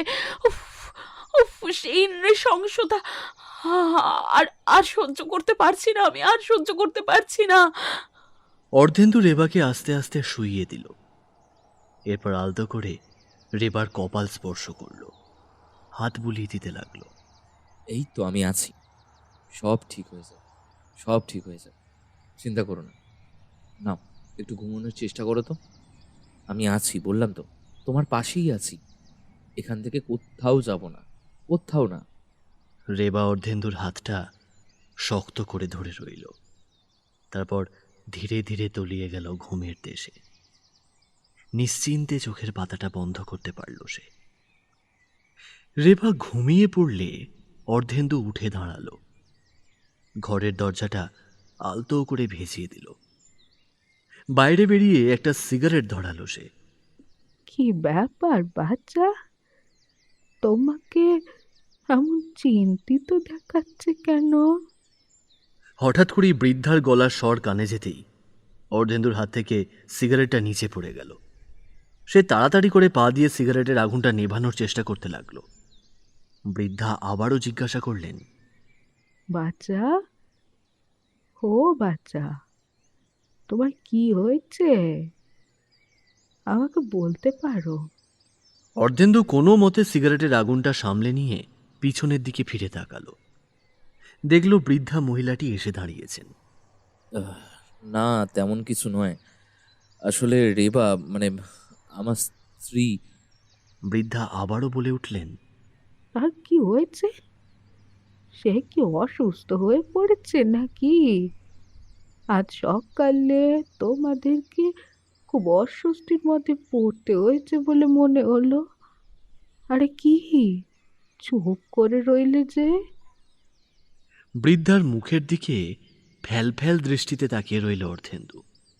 এরপর বলে উঠল, না, মানে মানে কিছু না। আচ্ছা, আপনি সব জানলেন কি করে? আরে বাবা, একই বাড়িতে থাকি, দরজার বাইরে থেকেও তো আওয়াজ পাওয়া যায়। সব কথা শুনতে পাইনি, তবে মনে হলো তোমরা কোনো একটা বিষয় নিয়ে খুবই দুশ্চিন্তা করছো। যদি মনে করো আমায় বলতে পারো, আমি তো তোমার মায়েরই মতো। বৃদ্ধার হাতটা শক্ত করে চেপে ধরল অর্ধেন্দু। মা কথাটা শুনতেই তার চোখটা ছলছল করে উঠল। এসো বাচ্চা, এদিকে এসো, বসো। এ নাও একটু একটু জল খাও। কি হয়েছে বলো তো আমাকে, আমি শুনবো, বলো। জানেন মাসিমা, গতকাল রাতে আমি ঘুমিয়ে পড়ার পর নিশ্চয়ই সাংঘাতিক কিছু একটা ঘটেছিল। সকালে যখন আমার ঘুম ভাঙলো, মানে ভোরের দিকে, তখনও সূর্যের আলো ফোটেনি। দেখি রেবা, মানে আমার স্ত্রী, খাটের সামনের জানলায় অজ্ঞান হয়ে মাটিতে পড়েছিল। জানলাটা হাট করে খোলা। এরকম অবস্থায় ওকে আগে কখনো দেখিনি। মাটিতে পড়েছিল ওর শরীরটা, কি যেন একটা বিড়বিড় করে চলেছে। আমি সামনে ঝুঁকে পড়ে কতবার ডাকলাম, রেবা, এ রেবা, শুনতে পাচ্ছ আমার কথা? রেবা, রেবা, কিন্তু না, কোনো জবাব এলো না। সে বিড়বিড় করেই চলল। আমি তাড়াতাড়ি করে রেবাকে খাটে তুলে শুইয়ে দিলাম। ওর চোখে মুখে জলের ছিটা দিলাম। দেখলাম তখনও ওর জ্ঞান ফেরেনি। আমি আবারও ডাকলাম, রেবা, রেবা, শুনতে পাচ্ছ? রেবা, রেবা। ঠিক সেই সময় রেবা উঠে বসল, আমার চোখের দিকে তাকালো। দেখলাম ওর চোখের মনি দুটো একেবারে লাল টকটক করছে, জবা ফুলের মতো লাল হয়ে গেছে দুটো মনি। রেবার মুখে এক বীভৎস হাসি। তারপরেই আবার অচেতন হয়ে আমার বুকের উপর আছড়ে পড়ল। আর কোনো কথা নেই। আমি ওকে আবারও শুইয়ে দিয়ে মাথায় হাত বুলিয়ে দিতে লাগলাম। এরপরে অনেকটা সময় পেরিয়ে গেল। বাইরে সূর্য উঠেছে দেখলাম। জানলা দিয়ে সূর্যের আলোটা রেবার মুখের ওপর এসে পড়েছে। রেবার হুঁশ এলো। সে আমাকে জড়িয়ে ধরে বলল, সে সে আসছে, সে আসছে আমাদের বাচ্চাটাকে নিয়ে যেতে। ও নিয়ে যাবেই অর্ধেন্দু, ও নিয়ে যাবেই। এরকম কিছু কথা বলতে বলতে চুপ করে গেল। দেখলাম ওর কপালে বিন্দু বিন্দু ঘাম জমেছে। কিছু তো একটা গন্ডগোল হয়েছে মাসিমা, কিছু তো একটা অবশ্যই ঘটেছে। এটা কোনো সাধারণ ব্যাপার হতে পারে না। এতকাল ধরে আমি রেবার পাশেই শুয়ে এসেছি, তার প্রতিটা পদক্ষেপ লক্ষ্য করেছি, কিন্তু কালকের ওই ঘটনাটা আমি কিছুতেই ভুলতে পারছি না, মন থেকে সরাতেই পারছি না আমি। দেখুন, আমি সাধারণত এইসব ব্যাপার নিয়ে একেবারেই চিন্তা করি না। ওকে আমি কোনোভাবে বুঝিয়েছি যে ও স্বপ্ন দেখছে, কিন্তু বিশ্বাস করুন, আমার একবারও মনে হচ্ছে না এটা স্বপ্ন। পরিষ্কার মনে হচ্ছে সাংঘাতিক কিছু একটা ঘটেছে। আমি হয়তো ঘুমের ঘরে বিষয়টা টের পাইনি, কিন্তু কিন্তু কিছু তো একটা ঘটেছেই। সেটা কি? সেটা কি? অর্ধেন্দুর চিন্তা গভীর থেকে আরো গভীরতর হতে শুরু করল। বৃদ্ধা মহিলাটি অর্ধেন্দুর কাঁধে হাত রেখে বললেন, আমি গতকাল রাতেই তোমাদের বলেছিলাম এখান থেকে চলে যেতে। এই জায়গাটা একেবারে ভালো নয়, বিশেষ করে পোয়াতি মেয়ে মানুষের পক্ষে তো নয়ই। তোমরা তো আমার কথা শুনলে না, এখন কি করবে? ঈশ্বর তোমাদের রক্ষা করুক। তবে নিজের সাবধানে রেখো নিজের স্ত্রীকে, কারণ সে যা দেখেছে সেটা শুধু স্বপ্ন কিংবা বিকার, এটা ভেবে একেবারে ভুল করো না। এটা কোনো সাধারণ ঘটনা নয়, এর পিছনে অনেক ইতিহাস আছে। আর সেই কালো রহস্যের বীজ সব কিছুকে গিলে ফেলতে পারে। আমার কথা শোনো, সবটা শেষ হওয়ার আগে এখান থেকে চলে যাও। তোমরা তোমরা চলে যাও। বৃদ্ধার মুখে এই কথা শুনে অর্ধেন্দু চমকে উঠল। তার শির দাঁড়াবে হিমেল রক্তের স্রোত বয়ে যেতে লাগলো। কি কি সেই ব্যাপার? কোন ব্যাপারের কথা বলতে চাইছেন আপনি? কি হলো? কি হলো? থেমে গেলেন কেন? বলবেন তো কি হলো? চুপ করে গেলেন কেন আপনি? কি হয়েছে? কি কি বলুন। অর্ধেন্দুর কথার জবাব দিতে যাবে বৃদ্ধা, এমন সময় অনিলবাবু এসে দাঁড়ালেন সেখানে। ব্যাস, শুরু করে দিয়েছেন তো, হ্যাঁ?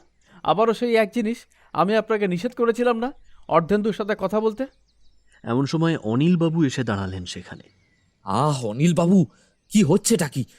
উনি আমার মাতৃস্থানীয়া, আমার সাথে ঠিক করে কথা বলুন। উনি কেন শুধু শুধু শুধু আমার সাথে খারাপ ব্যবহার করতে যাবেন কেন? উনি আমাকে ফুসমন্ত্র দিতে যাবেন কেন? এভাবে কেউ কথা বলে? অনিলবাবু অর্ধেন্দুর হাতটা টেনে তাকে দূরে সরিয়ে নিয়ে এলেন। একবার নজরটা বৃদ্ধার দিকে ঘুরিয়ে দেখে নিলেন সবকিছু স্বাভাবিক রয়েছে কিনা। এরপর বললেন, আমি যা বলছি ঠিকই বলছি। এই বৃদ্ধা আপনাকে বশ করতে চাইছে, নিজের কোনো উদ্দেশ্য সাধনের জন্যই সে এইসব করছে। আমার কথা শুনুন, তেমনটা হলে চলুন আমরা অন্যত্র কোথাও গিয়ে উঠি। এই মহিলাকে আমার একেবারেই সুবিধার মনে হয় না। কালকে থেকে জানি না কেন সন্দেহ হচ্ছে। আপনার স্ত্রীর দিকে যেভাবে তাকিয়েছিল যেন গিলে খেতে আসছে। না না, আর আজকে এসব। আমি দূরে দাঁড়িয়ে আপনাদের কথোপকথন শুনেছি, মাফ করবেন। তবে বড়বাবু আপনাকে কড়াভাবে বলে দিয়েছেন আপনাদের যেন কারো কোনো ক্ষতি না হয়। এমনিতেই গ্রামের পরিবেশ ঠিক নেই, অহরহ এখানে কেউ না কেউ নিখোঁজ হচ্ছে, তারপরে আবার মৃত্যুর ঘটনা। এসব একেবারে জগা খিচুড়ি পাকিয়ে রেখেছে। এই অবস্থায় একটা রাতের মধ্যেই এত কিছু ঘটে যাওয়া, না না, এটা কোনো সাধারণ ব্যাপার হতে পারে না। কিছুতেই না, এখান থেকে অন্য কোথাও গিয়ে উঠতে হবে, হবেই। আরে বাবা, সেফটির ব্যাপার আছে তো, আগে তো সেফটি তারপরে কাজ, কি? এমন সময় রেবা এসে দাঁড়ালো সেখানে। সেফটি? কেন? আমরা কি এখানে সেফ নেই অনিল বাবু? সঙ্গে সঙ্গে অনিলবাবুর চোখ গেল রেবার দিকে। ওই দেখো, আপনি উঠে পড়েছেন বৌদি, আপনার ব্যাপারেই কথা হচ্ছিল। তারপর অনিলবাবুর চোখ গেল অর্ধেন্দুর দিকে। না মানে আপনার ব্যাপারে বলতে, আপনি ঠিক করে ঘুমোতে পারেননি সে কথাই বলছিলেন অর্ধেন্দুবাবু। ওই বিষয়েই আমাদের আলোচনা হচ্ছিল। রেবা অনিলবাবুর কথাগুলোর কোনো জবাব দিল না। সোজা অর্ধেন্দুর দিকে এগিয়ে এসে বললেন, অর্ধেন্দু, আমার মাথাটা না ধরে রয়েছে, অসহ্য যন্ত্রণা হচ্ছে মাথার ভেতরে। মাথার দুটো রোগ যন্ত্রণায় ছিঁড়ে যাচ্ছে। অর্ধেন্দু সঙ্গে সঙ্গে এগিয়ে গেল তার দিকে। রেবাকে সান্ত্বনা দিয়ে বলল, তোমার তো এমনিতেই মাইগ্রেনের সমস্যা রয়েছে রেবা, এত ভেবো না। আমি তোমাকে ওষুধ দিচ্ছি, ওষুধ তো রয়েছেই। এছাড়া প্রেগন্যান্সির সময় নানান রকমের সিমটমস হয়, সব কিছু নিয়ে ভাবতে গেলে নিজে আরও অস্থির হয়ে পড়বে। তাই এত কিছু নিয়ে ভেবো না। এসো, চলো আমরা ভেতরে যাই। এই তো আমি আমি তোমার কাছেই রয়েছি, বসছি তোমার পাশে আমি, আসো। অর্ধেন্দু ঘরের দরজাটা ভেতর থেকে ভেজিয়ে দেয়, তাকে ওষুধ খাইয়ে দিয়ে শুইয়ে দেয়। এরপর নিজের স্ত্রীর মাথায় হাত বোলাতে থাকে। বৃদ্ধা মহিলাটি অনিলবাবুকে উদ্দেশ্য করে বললেন, আপনারা শহরের লোক, এসব কথাই যে বিশ্বাস করেন না সেটা ভালোভাবেই জানি। তবে সব কিছু এত সহজ ভেবে উড়িয়ে দেবেন না। আমি আমার স্বামীকে কয়েক মাস আগে হারিয়েছি তো। ওই যে চিলেকোটা, ওই চিলেকোটার উপরে একটা লোহার শিক আছে, সেই শিকেই গেঁথে ছিল ওর শরীরটা। মুখটা কেউ যেন পরোপর করে দিয়েছিল, চুইয়ে চুইয়ে রক্ত পড়ছিল নিচে। নিজের চোখে দেখেছিলাম। আজও আজও মনে পড়ে ওই ওই নৃশংস দৃশ্যের কথা, ভাবলেই কাঁথা শিউরে ওঠে। কে মেরেছিল তা কেউ জানে না, কেউ বোঝে না। আপনি থামবেন কি দয়া করে? আপনি তো দেখছি আমাদের কাজটাও শান্তিতে করতে দেবেন না। আপনার স্বামীর অনেক শত্রু থাকতেই পারে, আর এই সব গ্রামগঞ্জে অশিক্ষিত মানুষের ভিড় এমনিতেই বেশি। কে যে কার সর্বনাশ কিভাবে করতে পারে কেউ জানে না। আর এখানে তো কোনো পুলিশ স্টেশনও নেই, তাই সহজেই মানুষকে বিশেষ করে ফেলা সম্ভব। শহর কলকাতা হলে এতক্ষণে আপনার স্বামীকে জেল খাটতে হতো, বুঝলেন? বৃদ্ধা মহিলাটি এবার রক্তচক্ষু নিয়ে তাকালেন অনিলবাবুর দিকে। কি ভাবছেন বলুন তো? আমি মজা করছি? বুঝবেন, আপনারাও বুঝবেন, সবটা বুঝবেন। এখনো সময় আছে। ভালোই ভালোই ওই পোয়াতি মানুষটাকে নিয়ে এখান থেকে চলে যান। ও কিন্তু ওর বাচ্চাটাকে নিতে আসবে। ও জানেই এসেছিল। কালকে রাতে রেবা যা দেখেছে সেটা ভুল নয়, এক বিন্দু ভুল নয়। বাঁচতে চান তো চলে যান, চলে যান এখান থেকে। অনিলবাবুকে কিছু বলার সুযোগ না দিয়েই চোখের সামনে থেকে চলে গেলেন বৃদ্ধা। কিংকর্তব্য বিমূঢ় হয়ে খাটিয়ার ওপর বসে পড়লেন অনিলবাবু। হাঁ করে বাইরের দিকে তাকিয়ে রইলেন আর বারবার বৃদ্ধার বলা কথাগুলো স্মরণ করতে লাগলেন। কি ভাবছেনটা কি বলুন তো? আমি আর কি করছি? বুঝবেন, আপনারাও বুঝবেন। পোয়াতি মানুষটাকে নিয়ে চলে যেতে বলছি তো, শুনছেন না? কালকে রাতে রেবা যা দেখেছে সেটা ভুল নয়, আমি বলছি তো, এক বিন্দু ভুল নয়। ওই বাচ্চাটাকে নিতে আসছে। বাঁচতে চান তো চলে যান, চলে যান এখান থেকে, চলে যান।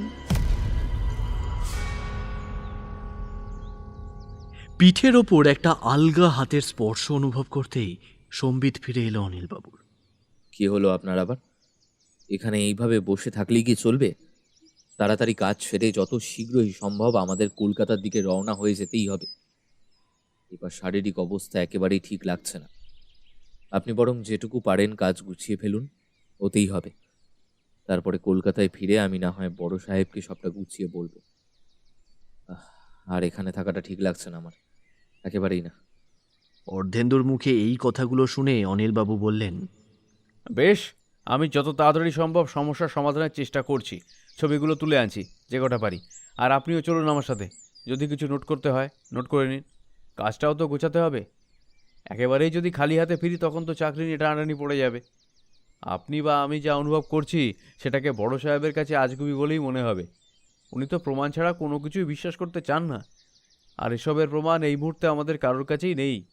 কালকের ঘটনাটা শুধুই কোনো ঘটনা নাকি এর ভেতরে কোনো কঠিন রহস্য লুকিয়ে রয়েছে সেটা ক্রমশ প্রকাশ্যে আসবে। আপাতত আমাদের ঠান্ডা মাথায় অপেক্ষা করতে হবে। এছাড়া আর তো কোনো গতি নেই স্যার।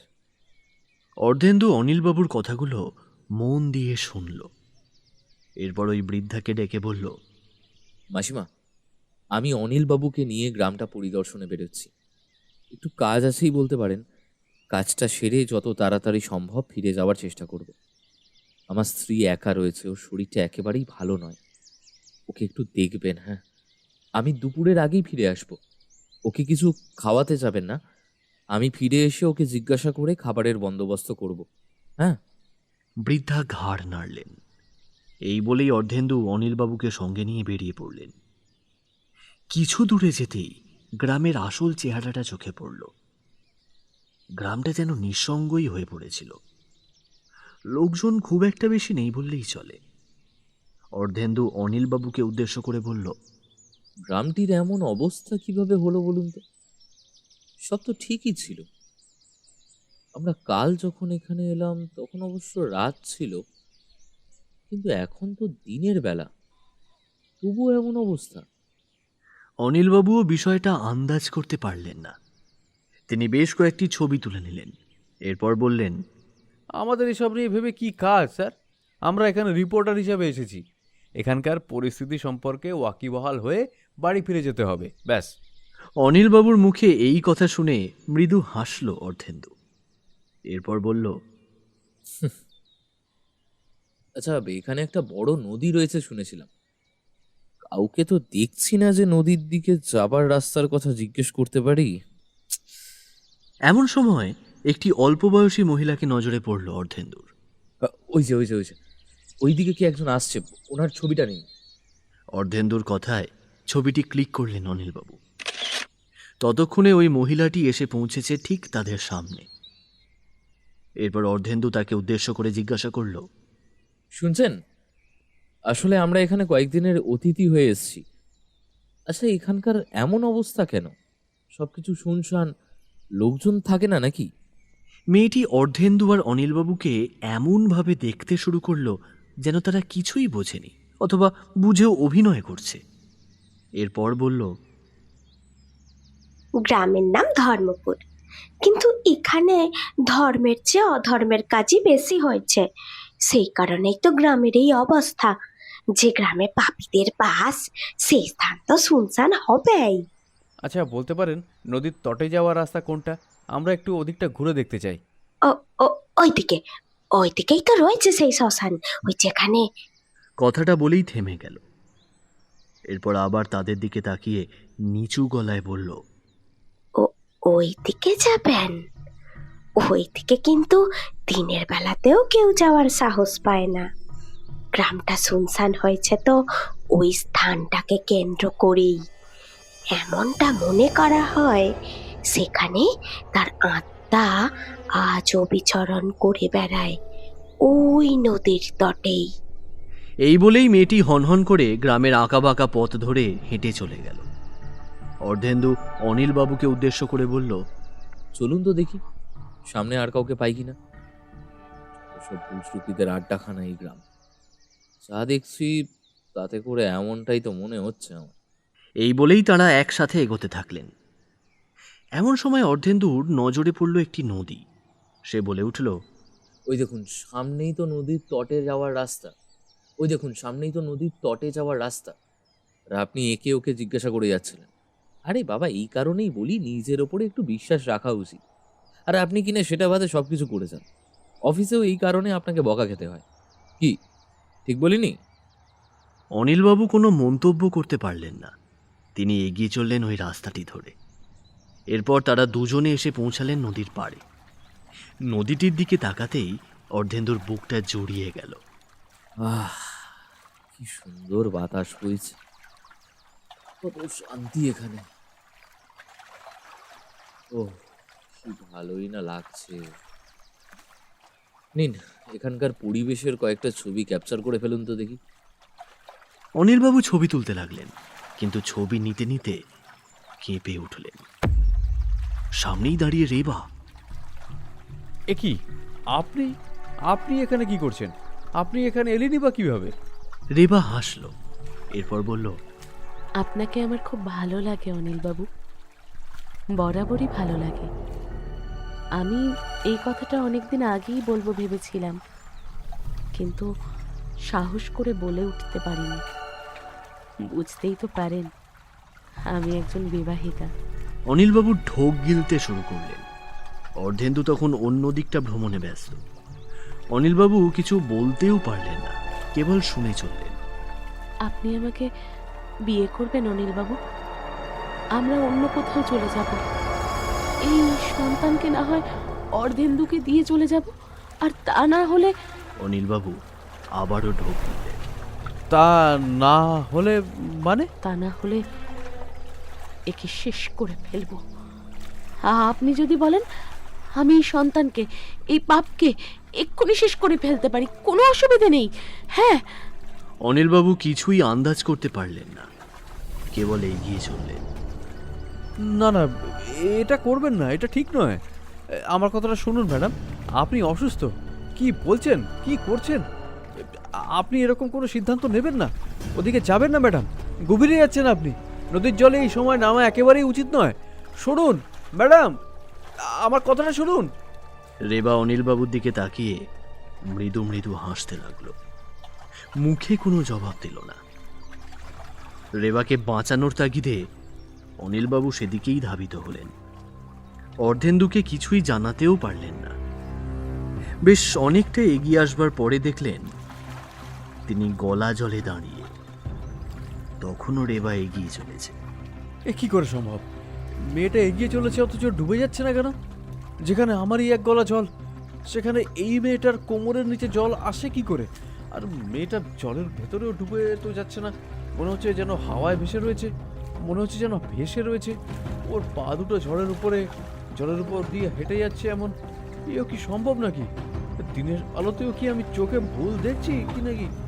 না না, এমনটা কিছুতেই হতে পারে না, কোথাও একটা গন্ডগোল হচ্ছে। আবারও সেই একই দৃশ্য। এবারে কিছুটা এগোনোর পরেই রেবা ফিরল অনিলবাবুর দিকে, কিন্তু তার শরীরটা ফিরল না, ফিরল কেবল মাথাটা। অনিলবাবু দেখলেন রেবার ঘাড়টাকে কেউ যেন মুটকে দিয়েছে। একটা জলজ্যান্ত মেয়ে কিভাবে নিজের ঘাড়টাকে উল্টে দিতে পারে? খিলখিলিয়ে হাসতে থাকলো রেবা। কি হলো, ভয় পেলেন নাকি? হ্যাঁ, ও মা, এতে আবার ভয় পাওয়ার কি আছে শুনি?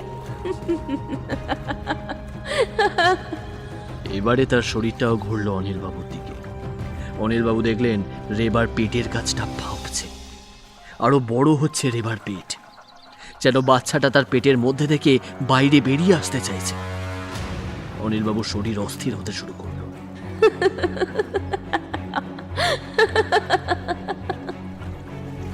ও বাইরে আসতে চাইছে, ও যে জন্ম পেতে চাইছে, পৃথিবীর আলো দেখতে চাইছে। এতে ওর অপরাধ কোথায়? তাই ওকে আমি বার করব।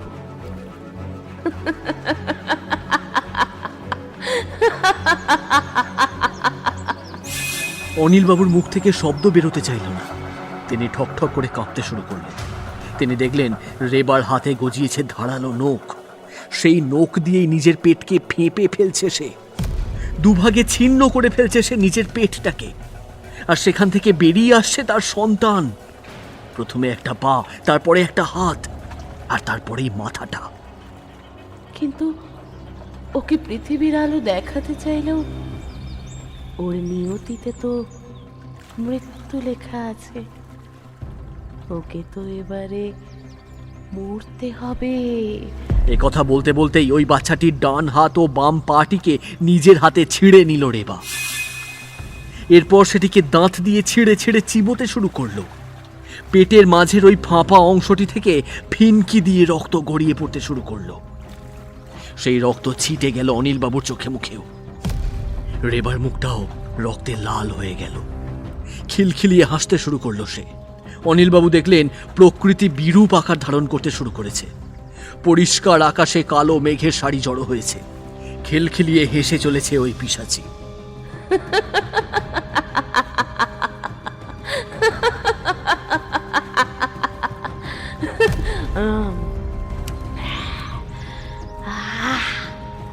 কি শান্তি, কত তৃপ্তি! রক্ত মাংস চিবিয়ে খাওয়ার মজাই আলাদা। কি হলো? নিন নিন, আপনিও নিন, আপনিও খান, খান বলছি, খান। এই বলতে বলতে সেই পিশাচি এগিয়ে আসতে শুরু করলো অনিলবাবুর দিকে। অনিলবাবু নিজের অজান্তেই নদীর অনেকটা গভীরে চলে এসেছিলেন। তিনি আর পিছিয়ে যেতে পারলেন না। পায়ের নিচে তল খুঁজে পেলেন না। সাঁতার না জানার কারণে তিনি নদীর জলে হাবুডুবু খেতে শুরু করলেন। বাঁচাও, বাঁচাও আমাকে, অর্ধেন্দু, অর্ধেন্দু বাবু! অর্ধেন্দুর নাম উচ্চারণ করতে করতে পিছন ফিরে তাকাতেই রেবার ওই রক্তমাখা মুখটা তার ঠিক চোখের সামনে এসে উদয় হলো। সেদিকে তাকাতেই তার শিরা বেয়ে হিমেল রক্তের স্রোত বয়ে গেল। রেবা তার দিকে তাকিয়ে ওই রক্ত লেগে থাকা দাঁতগুলো নিয়ে হাসতে শুরু করলো। আর তারপর নিজের নখল হাতগুলো ঢুকিয়ে দিল অনিলবাবুর ঠোঁটের দুপাশে। গায়ের সবটুকু জোর লাগিয়ে ছিঁড়ে দিল তার মুখখানা। এরপর নখল হাত দিয়ে চিড়ে দিল তার পেটের মাঝ বরাবর অংশটা। নাড়ি ভুঁড়িগুলো বেরিয়ে আসতে শুরু করলো। সেই সাথে ওই স্থানটি রক্তে একেবারে লাল হয়ে গেল। নাড়ি ভুঁড়িগুলো ভেসে রইল জলের ওপরে। রেবা বেশ ধরে এসেছিল যে পিশাচি, সে গায়েব হয়ে গেল। অর্ধেন্দু অনিলবাবুকে অনেকক্ষণ ধরেই খুঁজছিল। এমন সময় হঠাৎ দেখল অনিলবাবু দাঁড়িয়ে তার সামনে। তার শরীরে রক্ত লেগে রয়েছে। এ কি অবস্থা আপনার? কি হয়েছে আপনার? অনিলবাবু কথা বলছেন না কেন? কি হয়েছে আপনার? অনিলবাবু কোনো কথার জবাব দিলেন না, কেবল হাতটা তুলে ইশারা করলেন, আর তারপরেই কোথায় যেন মিলিয়ে গেল অনিলবাবুর দেহটি। অর্ধেন্দুর কথা বলার শক্তিটুকুও হারিয়ে গেল। সে কি করবে আন্দাজ করতে না পেরে নদীর দিকে এগিয়ে যেতে শুরু করলো। নদীর পাড়ে এসে সে দেখল একটা আধ খাওয়া মৃতদেহ জলে ভেসে রয়েছে। অনিলবাবুর গলায় থাকা ক্যামেরাটা ভাসতে ভাসতে পাড়ে এসে ঠেকেছে। নাড়ি ভুড়িগুলো বেরিয়ে জলে ভাসছে। হাঁ হয়ে পড়ে রয়েছে মুখটা, গালের দুটো পাশ ছেড়ে দেওয়া হয়েছে। মাংসপেশিগুলি থেকে ফিনকি দিয়ে রক্ত বেরিয়ে আসছে। জায়গাটা রক্তে লাল হয়ে গেছে। অর্ধেন্দু বমি করতে শুরু করলো, হাঁপাতে আরম্ভ করলো সে। দিনের বেলাতে কি দৃশ্য দেখছি আমি! এই স্থান কোনো সাধারণ স্থান হতে পারে না। এখানে নিখাত কিছু একটা ঘটছে যেটা আমার কল্পনারও বাইরে। আমি যে কিছুই আন্দাজ করতে পারছি না। অর্ধেন্দু দেখলো দুপুর গড়িয়ে বিকেল হয়ে গেছে। এমন সময় হঠাৎ করেই কালো মেঘ এসে জড়ো হলো আকাশে। বিকেল ক্রমে আচ্ছন্ন হয়ে গেল। এ কি যে সন্ধে নেমে এলো! এবারে কি করব? কাকে জানাবো এই ঘটনার কথা? না না না, আর না, আমাদের আজকে এই গ্রাম ছেড়ে চলে যেতে হবে। এখানে কোনো মানুষের বাস নেই, এই কাজ কোনো মানুষের হতে পারে না। কোনো জন্তু, কিছু বুঝতে পারছি না। রাতে রেবাও তো কিছু একটা দেখেছিল, সে আমাকে বলার চেষ্টা করছিল, আমি তো অগ্রাহ্য করে চলে এলাম। রেবা ঠিক আছে তো? ঈশ্বর ঈশ্বর, আপনি রক্ষা করুন। এখান থেকে বেরোতেই হবে এখান থেকে। এই বলেই বাড়ির দিকে দৌড়াতে শুরু করলো অর্ধেন্দু। প্রাণপণে রুদ্ধশ্বাসে দৌড়ে চলল। কিছুটা রাস্তা আসবার পরেই থমকে দাঁড়ালো সে। সামনে নজর যেতেই দেখলো দাঁড়িয়ে আছে এক জটাধারী তান্ত্রিক। থাম থাম বলছি। সরে যান। কে আপনি? এইভাবে আমার পথ আটকে দাঁড়ালেন কেন? সরে যান বলছি। তান্ত্রিক আরও রেগে গেলেন। তারপর বললেন, দুর্যোটি এমনি এমনি কারোর পথ অবরোধ করে না। এই গ্রাম অভিশপ্ত, অভিশপ্ত এই গ্রাম। অভিশাপের অর্থ বুঝিস তুই? না, বুঝি না, আর বুঝতেও চাই না। আপনারা সবাই বুজরুকি করে চলেছেন। এক একজন আসছেন, ভেগ বদলে বদলে ভয় দেখাচ্ছেন। এটা খুনিদের গ্রাম।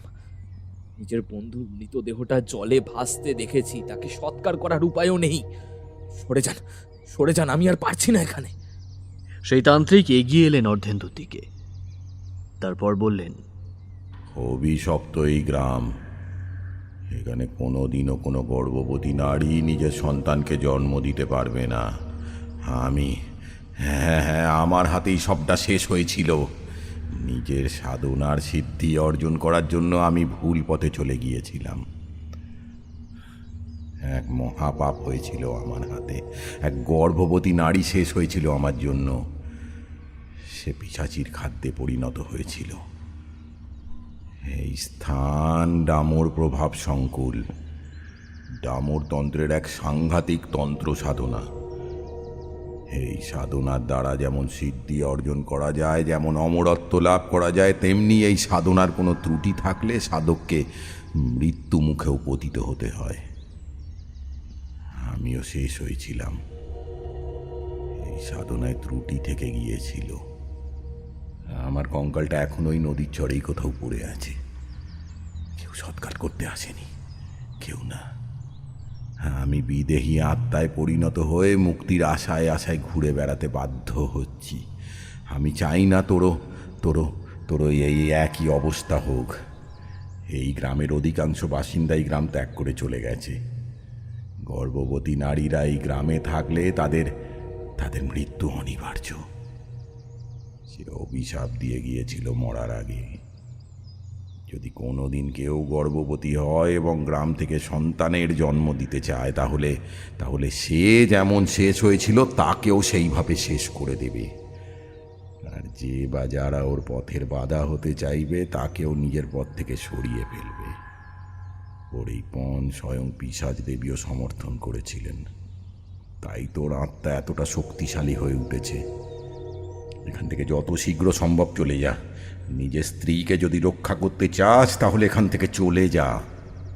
এই বলেই সেই তান্ত্রিক অর্ধেন্দুর চোখের সামনে থেকে গায়েব হয়ে গেলেন। অর্ধেন্দু ঠকঠক করে কাঁপতে শুরু করলো। আকাশে গর্জে উঠল মেঘ। সারি সারি কালো মেঘের ভিড়ে বিদ্যুতের ঝলক আছড়ে পড়তে লাগলো ভূতলে। মনে হলো এক্ষুনি যেন সেগুলো জ্বালিয়ে পুড়িয়ে সবকিছু ছাড়খাড় করে দেবে। অর্ধেন্দুর নজর গেল সামনের দিকে। সে যা দেখল তা দেখা মাত্রই তার হৃদস্পন্দন বন্ধ হয়ে আসতে লাগলো।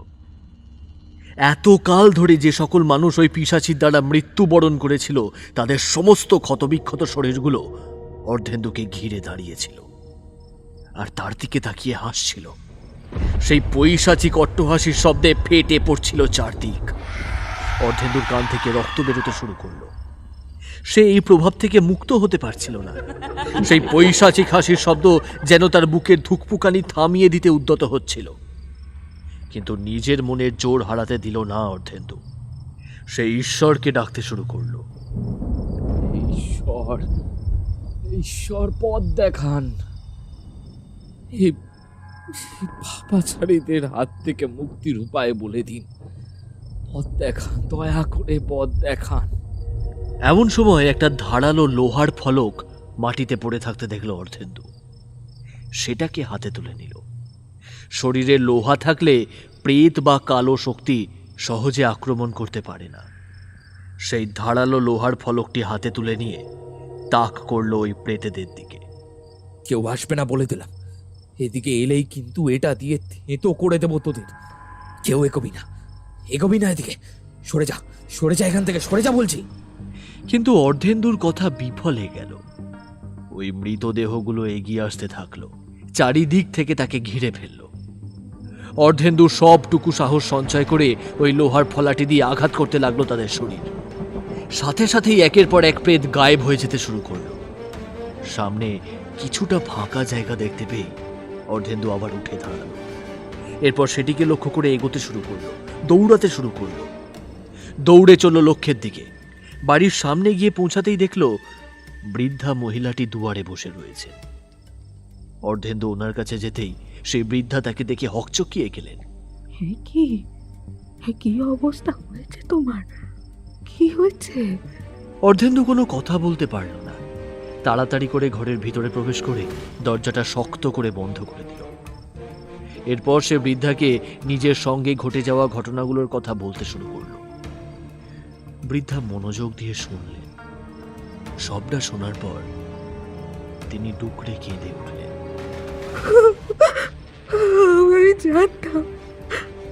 আমি জানতাম এরকমই কিছু একটা পাপাচার ঘটেছে। রাতের অন্ধকারে ঘটেছিল। কেউ জানতে না পারলেও বাপ তো তার বাপকেও ছাড়ে না। আর ঠিক সেটাই ঘটেছিল। যে তাকে দমন করতে পারত সেই তান্ত্রিকও বেঁচে নেই। সে এসেছিল, তোমাকে সাবধান করতেই এসেছিল। এখন বুঝতে পারছো তো আমি যা যা বলেছিলুম সেগুলো সব সত্যি। আর কাল রাতে তোমার স্ত্রী যাকে দেখেছিল সে আর কেউ নয়, এই মেয়েটির আত্মা, যাকে গর্ভাবস্থায় শেষ হয়ে যেতে হয়েছিল, নৃশংসভাবে মৃত্যুবরণ করতে হয়েছিল।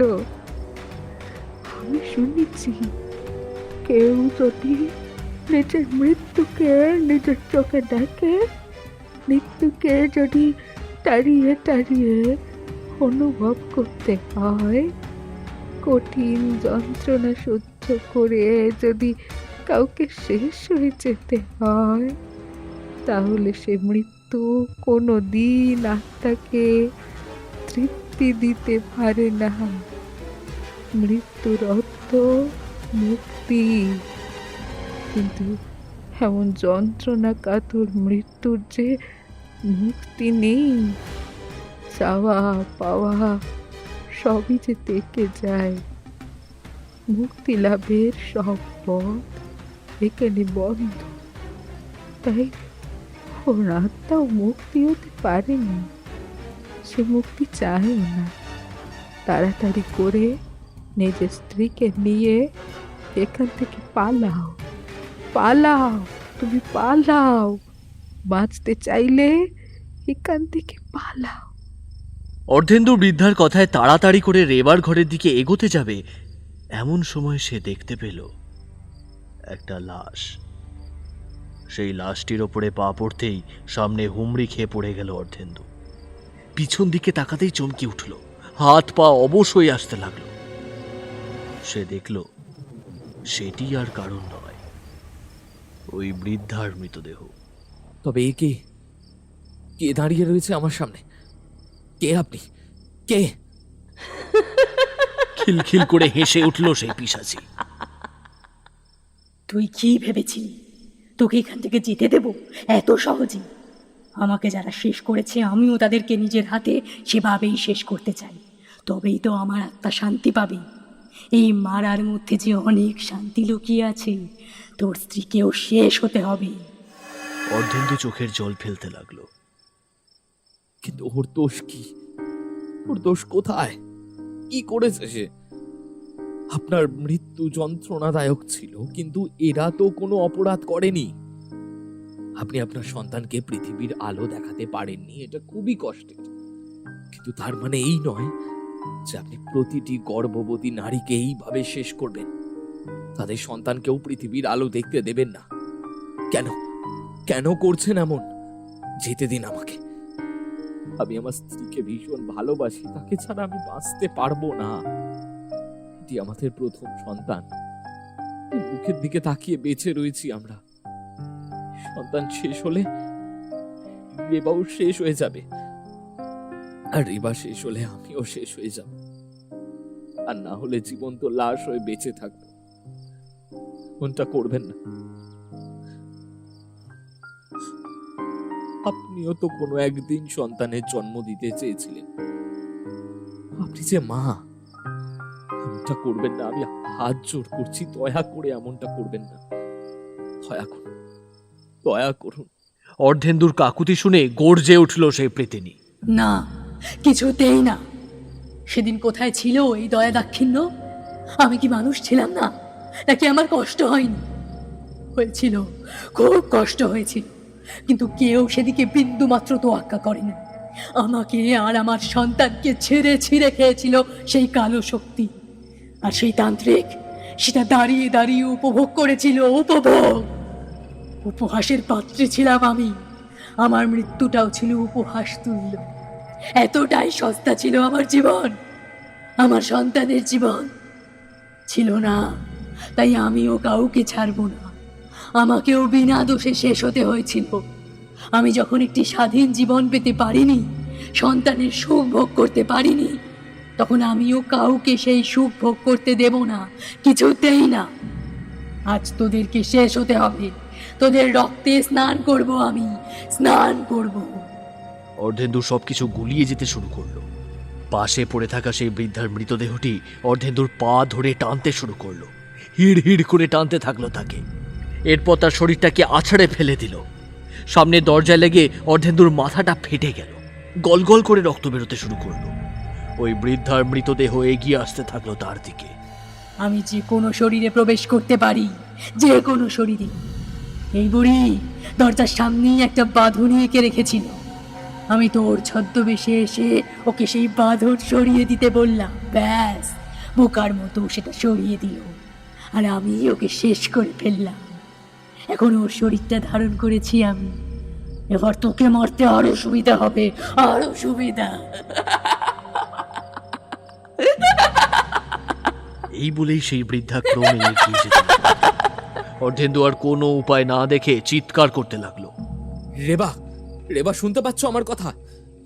রেবা, রেবা, রেবা। সামনেই ছিল একটা মোমবাতি। সেই জ্বলন্ত মোমবাতিটাকে হাতে তুলে নিল অর্ধেন্দু। তখন তার শরীরটা নিজের বসে নেই, মাথা ফেটে গল গল করে রক্ত পড়ছে। টলতে টলতে এগোতে থাকলো সে।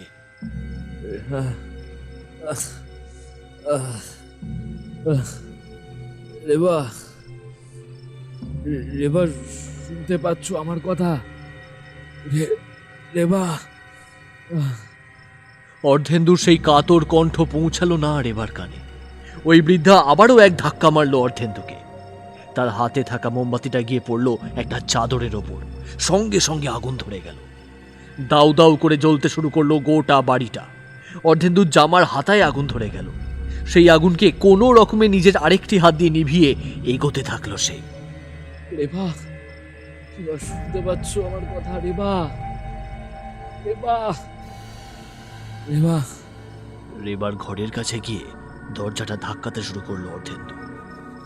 ততক্ষণে দরজার গায়েও আগুন লেগে গেছে। দরজাটা জ্বলতে শুরু করলো। এক ধাক্কা মারল অর্ধেন্দু। পেছনে এগিয়ে আসছে তখন ওই বৃদ্ধার বেশে পিশাচি। অর্ধেন্দু সজোরে ধাক্কা মেরে চলল, মেরেই চলল। এরপর হঠাৎ করে দরজাটা খুলে গেল। দরজার এক পাশটা ভেঙে যেতেই সেই ফাঁক দিয়ে ঘরের ভেতরে প্রবেশ করলো অর্ধেন্দু। দেখল তার স্ত্রী রেবা অকাতরে ঘুমিয়ে রয়েছে খাটের উপর। সে এগিয়ে গেল নিজের স্ত্রীর কাছে। পাশে একটা পাত্রে জল রাখা ছিল। সেটা হাতে নিয়ে রেবার চোখে মুখে ভালো করে ছিটিয়ে দিতে শুরু করলো অর্ধেন্দু। রেবা, চোখ খোলো। রেবা, রেবা, তাকাও আমার দিকে। রেবা, রেবা, তাকাও আমার দিকে। রেবা, রেবা। ততক্ষণে দরজা দিয়ে ঘরের ভেতরে ঢুকে পড়েছে সেই পিশাচি। আগুনের শিখার মধ্যে দিয়ে ভেসে আসছে পৈশাচিক আর্তনাদের সুর। পিশাচি আর্তনাদ করতে শুরু করলো। বৃদ্ধার শরীরটাকে মধ্যিখান থেকে চিরে বেরিয়ে এলো সেই পিশাচির আসল চেহারা। সেই ভয়ানক চেহারাটি নজরে পড়ল অর্ধেন্দুর। সে দেখল পিশাচির পেটের মধ্যিখানটা ফাঁপা, যেন কেউ ধারালো কোনো অস্ত্র দিয়ে একেবারে পর্দা ফাঁই করে দিয়েছে। সেখান দিয়ে ঝুলছে একটা বাচ্চার মৃত শরীর। তার একটি পা বেরিয়ে রয়েছে বাইরে, আরেকটি পা নেই। শরীরের উপরের অংশটা আধখাওয়া অবস্থায় পড়ে রয়েছে। আর সেই পিশাচির ঘাড়ের কাছে অংশটি খোবলানো, যেন কেউ ছিঁড়ে ছিঁড়ে খেয়েছে গোটা শরীরটাকে। নাড়ি ভুড়িগুলো বেরিয়ে আসছে বিক্ষিপ্তভাবে। আর সেই পিশাচি রক্ত লেহন করতে করতে এগিয়ে আসছে অর্ধেন্দুর দিকে। চুইয়ে পড়া সেই তাজা রক্ত মনে করিয়ে দিচ্ছে বিভীষিকাময় পরিস্থিতির কথা। মৃত্যু যে কতখানি নৃশংস হতে পারে সেটারই প্রমাণ দিচ্ছিল পিশাচির চেহারা। অর্ধেন্দুর হাত পা চলতে চাইছিল না, কিন্তু সেদিক থেকে চোখ ফিরিয়ে রেবার মুখের দিকে তাকাতেই আবারও মনের জোর ফিরে পেল সে। রেবাকে নিজের কোলে তুলে নিল। এরপর পিশাচির উদ্দেশ্যে বলল, আজ প্রাণ থাকতে আমি রেবাকে কাজ ছাড়া করব না, কিছুতেই না। যা ইচ্ছা করে নে, তুই আমাদের কারোর ক্ষতি করতে পারবি না, কিছুতেই না। এমন সময় অর্ধেন্দুর নজরে এলো একটা চকচকে বস্তু। খাটের এক কোণে সেটা পড়েছিল। সামনে ঝুঁকে দেখতে গিয়ে সে দেখল ওটা আসলে একটা লকেট, শিবের লকেট। সেটিকে হাতে তুলে নিল সে। এরপর সেই লকেটটিকে তাক করে দাঁড়িয়ে রইল পিশাচির দিকে। আয়, যদি তোর ক্ষমতা থাকে তাহলে স্পর্শ করে দেখা আমাদের। কিরে, দাঁড়িয়ে রইলি যে? আয় দিকে, আমি তোকে ভয় করি না। আমাকে রক্ষা করতেই হবে রেবাকে। আর যদি আমার প্রাণও চলে যায় তবুও রেবা অক্ষত থাকবে। রেবা অক্ষত থাকবে, আমাদের সন্তানও থাকবে। ওদের কারোর কিছু হতে দেব না আমি, কিছুতেই না। আয় দেখি কত সাহস তোর, কত শক্তি তোর, দেখি আয়। খিলখিলিয়ে হেসে উঠে পিশাচির সামনের দিকে এগিয়ে এলো। অর্ধেন্দুর হাত থেকে লকেটটি কেড়ে নিতে যাবে এমন সময় ছিটকে পড়ে গেল সে। লকেটটিকে স্পর্শ করবার সাথে সাথেই তার শরীরের সেই অংশটা পুড়ে গেল। গলে যেতে লাগলো শরীরের সেই অঙ্গটি। পিশাচি যন্ত্রণায় কাতর স্বরে বলে উঠল, কি এটা? কি এটা? ফেলে দে, ফেলে দে এটাকে। এটাকে আমার কাছে নিয়ে আসবি না, কষ্ট হচ্ছে আমার, ভীষণ কষ্ট হচ্ছে। সরিয়ে দে এটাকে, সরিয়ে দে আমার চোখের সামনে থেকে, সরিয়ে দে বলছি। অর্ধেন্দু আরো বেশি করে সেই লকেটটিকে তাক করতে থাকলো পিশাচের দিকে। পিশাচির শরীরের নানান স্থানে সেটিকে স্পর্শ করতে শুরু করলো। আর সেই অঙ্গগুলি গলে যেতে লাগলো, গলে গলে মাটিতে পড়তে শুরু করলো। পিশাচি চিৎকার করতে থাকলো, ছেড়ে দে, ছেড়ে দে বলছি, আমাকে ছেড়ে দে। অর্ধেন্দু থামলো না। সে রেবাকে এই ফাঁকে পাশের ফাঁকা স্থান দিয়ে বাইরে নিয়ে এলো। তারপর রাস্তায় বেরিয়ে গেল। কিন্তু সামনের দিকে তাকাতেই আবারও থমকে দাঁড়িয়ে পড়ল সে। দেখল সমস্ত মৃত ব্যক্তিরা এসে দাঁড়িয়েছে তাদের সামনে। তাদের মুখের মধ্যে একটি একটি করে পুঁটলি ঢোকানো রয়েছে। সেই পুঁটলিগুলো দাঁত দিয়ে কামড়ে চলেছে তারা। আর অর্ধেন্দুর শরীরের মধ্যে অসহ্য যন্ত্রণা শুরু হয়েছে। সে কিছুতেই রেবাকে ধরে রাখতে পারছে না। এ নিশ্চিত তান্ত্রিক ক্রিয়া। পিশাচি কোনো তন্ত্র প্রয়োগ করেছে। তবে কি এই সেই ডামর তন্ত্র? আর এই সেই ডামর পিশাচি? না না না, আমাকে তো এখান থেকে বেরোতেই হবে। যেভাবেই হোক আমাকে রেবাকে রক্ষা করতেই হবে। সেই লকেটটি নিজের গলায় পড়ে নিল অর্ধেন্দু। এরপর মৃতদের ঠেলে মেরে ফেলে এগিয়ে যেতে থাকলো সে। পিছন থেকে চিৎকার করতে থাকলো সেই পিশাচি। না না, তুই যেতে পারিস না, তোকে যেতে দিতে পারি, আমি তোকে শেষ করব। এই তান্ত্রিক ক্রিয়ার জাল ভেদ করে তুই পালাতে পারিস না, কিছুতেই না। কিন্তু অর্ধেন্দুর কানে কোনো কথা যায় না। সে দৌড়াতে থাকে, প্রাণপণে দৌড়াতে থাকে। আর দৌড়াতে দৌড়াতে এসে পৌঁছায় গ্রামের শেষ সীমান্তে। এটা তো গ্রামের সীমানা। গাড়িটা তো গ্রামের ভেতরেই পড়ে রয়েছে, কিন্তু ওটাকে নিয়ে আমি করবোটা কি? ওটা তো এমনিও চালাতে পারবো না। কি হবে এবার? এমন সময় রেবার জ্ঞান আসে। সে অর্ধেন্দুকে রক্তাক্ত অবস্থায় দেখেই অস্থির হয়ে ওঠে। অর্ধেন্দু রেবাকে কোল থেকে নামিয়ে মাটিতে শুয়ে পড়ে। রেবা নিজের কোলে তুলে নেয় অর্ধেন্দুর মাথা। অর্ধেন্দু রেবাকে বলে, রেবা শুনতে পাচ্ছ আমার কথা? হ্যাঁ হ্যাঁ, আমি শুনতে পাচ্ছি অর্ধেন্দু, আমি সব শুনতে পারছি। আমি এখান থেকে আর তোমার সঙ্গে যেতে পারবো না। ওই দেখো বড় রাস্তা দেখা যাচ্ছে, ওই রাস্তা ধরেই তোমাকে এগিয়ে যেতে হবে রেবা। পেছনের দিকে ফিরে তাকিও না, একেবারেই না। এই গোটা গ্রাম এক কালা জাদুর প্রভাবে এমনটা হয়ে গেছে। অভিশাপের ঘেরা টোপে গোটা গ্রাম তছনছ হয়ে গেছে। এখানে কেউ জীবিত নেই। ওই বৃদ্ধা মানে যার বাড়িতে আমরা আশ্রয় নিয়েছিলাম, তিনিও কোনোভাবে টোটকার সাহায্যে নিজেকে রক্ষা করে রেখেছিলেন, কিন্তু তিনিও শেষ রক্ষা করতে পারলেন না। এই লকেটটা তুমি গলায় পড়ে না, পিছনের দিকে তাকিও না। এই রাস্তা ধরে এগিয়ে যাও। এখান থেকে তুমি শহরে যাওয়ার গাড়ি পেয়ে যাবে। যাই পাও উঠে পড়ো, আমার জন্য ভেবো না। অর্ধেন্দুকে জড়িয়ে ধরে কাঁদতে থাকলো রেবা, কিন্তু কোনো লাভ হলো না। সে দেখল ওই পিশাচি তার জ্বলন্ত শরীরটাকে নিয়ে এগিয়ে আসছে তার দিকে। পিশাচির সারা শরীরে আগুন লেগে গেছে। রেবাকে উদ্দেশ্য করে অর্ধেন্দু বলল, আর না রেবা, আর সময় নেই। তোমাকে এবারে পালাতে হবে। এখান থেকে চলে যাও। আমি নিজের প্রাণের বিনিময়েও তোমাকে আর আমাদের এই সন্তানকে রক্ষা করব। বিধান কর্তব্য আমায় পালন করতে দাও রেবা। চলে যাও এখান থেকে। রেবার হাত ছাড়িয়ে নিল অর্ধেন্দু। রেবা উঠে এগিয়ে যেতে থাকলো সামনের দিকে। ওদিকে সেই পিশাচি অর্ধেন্দুর পায়ের কাছে আসতেই অর্ধেন্দুর টেনে ধরল তাকে। অর্ধেন্দুর পকেটে ছিল একটা কালো ধাগা, যেটিকে সকলের অলক্ষ্যে নিজের কাছেই এতকাল সে রেখেছিল। ওটি ছিল তার মায়ের দেওয়া। মা ভুবনেশ্বরীর মন্দিরে পুজো দিয়ে এসে এই ধাগাটি অর্ধেন্দুর হাতে বেঁধে দিয়ে বলেছিলেন, এটা কিন্তু কোনো দিনও নিজের কাজ ছাড়া করবি না বাবা। দেখবি মা সব সময় তোর ওপর নিজের আশীর্বাদ বর্ষণ করবেন, রক্ষা করবেন তোকে। সেই ধাগাটিকে পিশাচির পায়ে বেঁধে দিল অর্ধেন্দু। আর পিশাচি ছটফট করতে করতে পড়ে গেল। তার ধারালো নখ দিয়ে সে চিড়ে ফেলল অর্ধেন্দুর বুকের মাঝখানটা। অর্ধেন্দুর মুখ থেকে একটা চিৎকার বেরিয়ে এলো। অর্ধেন্দুর সেই চিৎকার গিয়ে পৌঁছালো রেবার কানে। পিছনের দিকে তাকাতেই রেবার মাথা বনবন করে ঘুরতে শুরু করলো।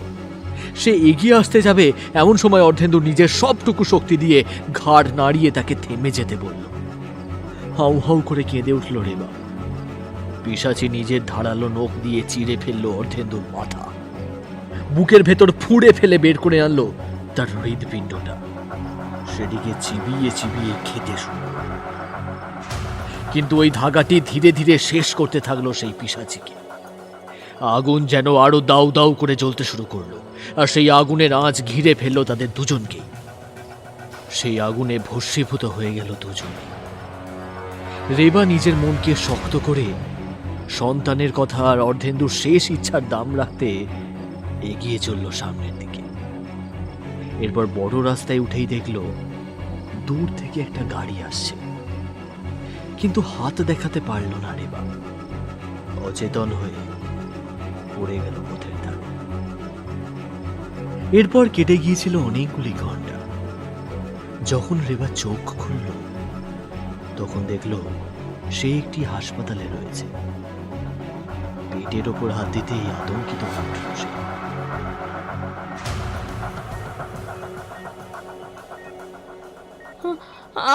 আমার বাচ্চা, আমার বাচ্চাটার কি হলো? কোথায় গেল? কি করেছেন আপনারা তার সঙ্গে? বলুন, চুপ করে রয়েছেন কেন? এমন সময় একজন সেবিকা রেবার বাচ্চাটিকে কোলে নিয়ে এগিয়ে এলো তার সামনে। এরপর রেবার কোলে বাচ্চাটিকে দিয়ে বলল, আপনি শান্ত হন, শান্ত হন। কিচ্ছু হয়নি আপনার বাচ্চার। এ দেখুন, সে বেঁচে আছে, আপনার কোলেই আছে। কি সুন্দর হাত পা নাড়াচ্ছে, আপনার দিকে তাকিয়ে হাসছে সে। নিজের বাচ্চাকে চুমু খেতে লাগলো রেবা। তার চোখ দিয়ে অবিরাম জল পড়তে লাগলো। একবার চিৎকার করে উঠেই বাচ্চাটিকে নিজের বুকের মধ্যে আঁকড়ে ধরল সে। অর্ধেন্দুর হাসিতে ভরা মুখটা রেবার চোখের সামনে একবার ভেসে উঠেই আবারও অন্ধকারে মিলিয়ে গেল। সেবিকাটি বলে উঠলেন, আর্লি ডেলিভারি করতে হয়েছে আমাদের, না হলে বাচ্চাকে বাঁচানো যেত না। আপনারও বাঁচার কোনো সম্ভাবনাই ছিল না, কিন্তু একেই বোধহয় বলে মিরাকল। তাই এত কঠিন একটা অপারেশনের পরেও আপনি আর বাচ্চা দুজনেই সুস্থ আছেন, কারোর কিচ্ছু হয়নি। ঈশ্বরের অশেষ কৃপা যে আপনারা ভালো আছেন। একজন মালবাহী গাড়ির চালক আপনাদের হাসপাতালে ভর্তি করে দিয়ে গেছেন, আর কিছু টাকাও দিয়ে গেছেন আপনার চিকিৎসার জন্য। তবে নিজের পরিচয় জানাননি। ধরে নিন সেই আপনার রক্ষাকর্তা, ঈশ্বর তাকেই পাঠিয়েছিলেন আপনার জন্য। সেই যাত্রায় বেঁচে গিয়েছিল রেবা। এরপর হাসপাতাল থেকে ছাড়পত্র পেয়ে নিজের কলকাতার বাড়িতে ফিরে যায় সে।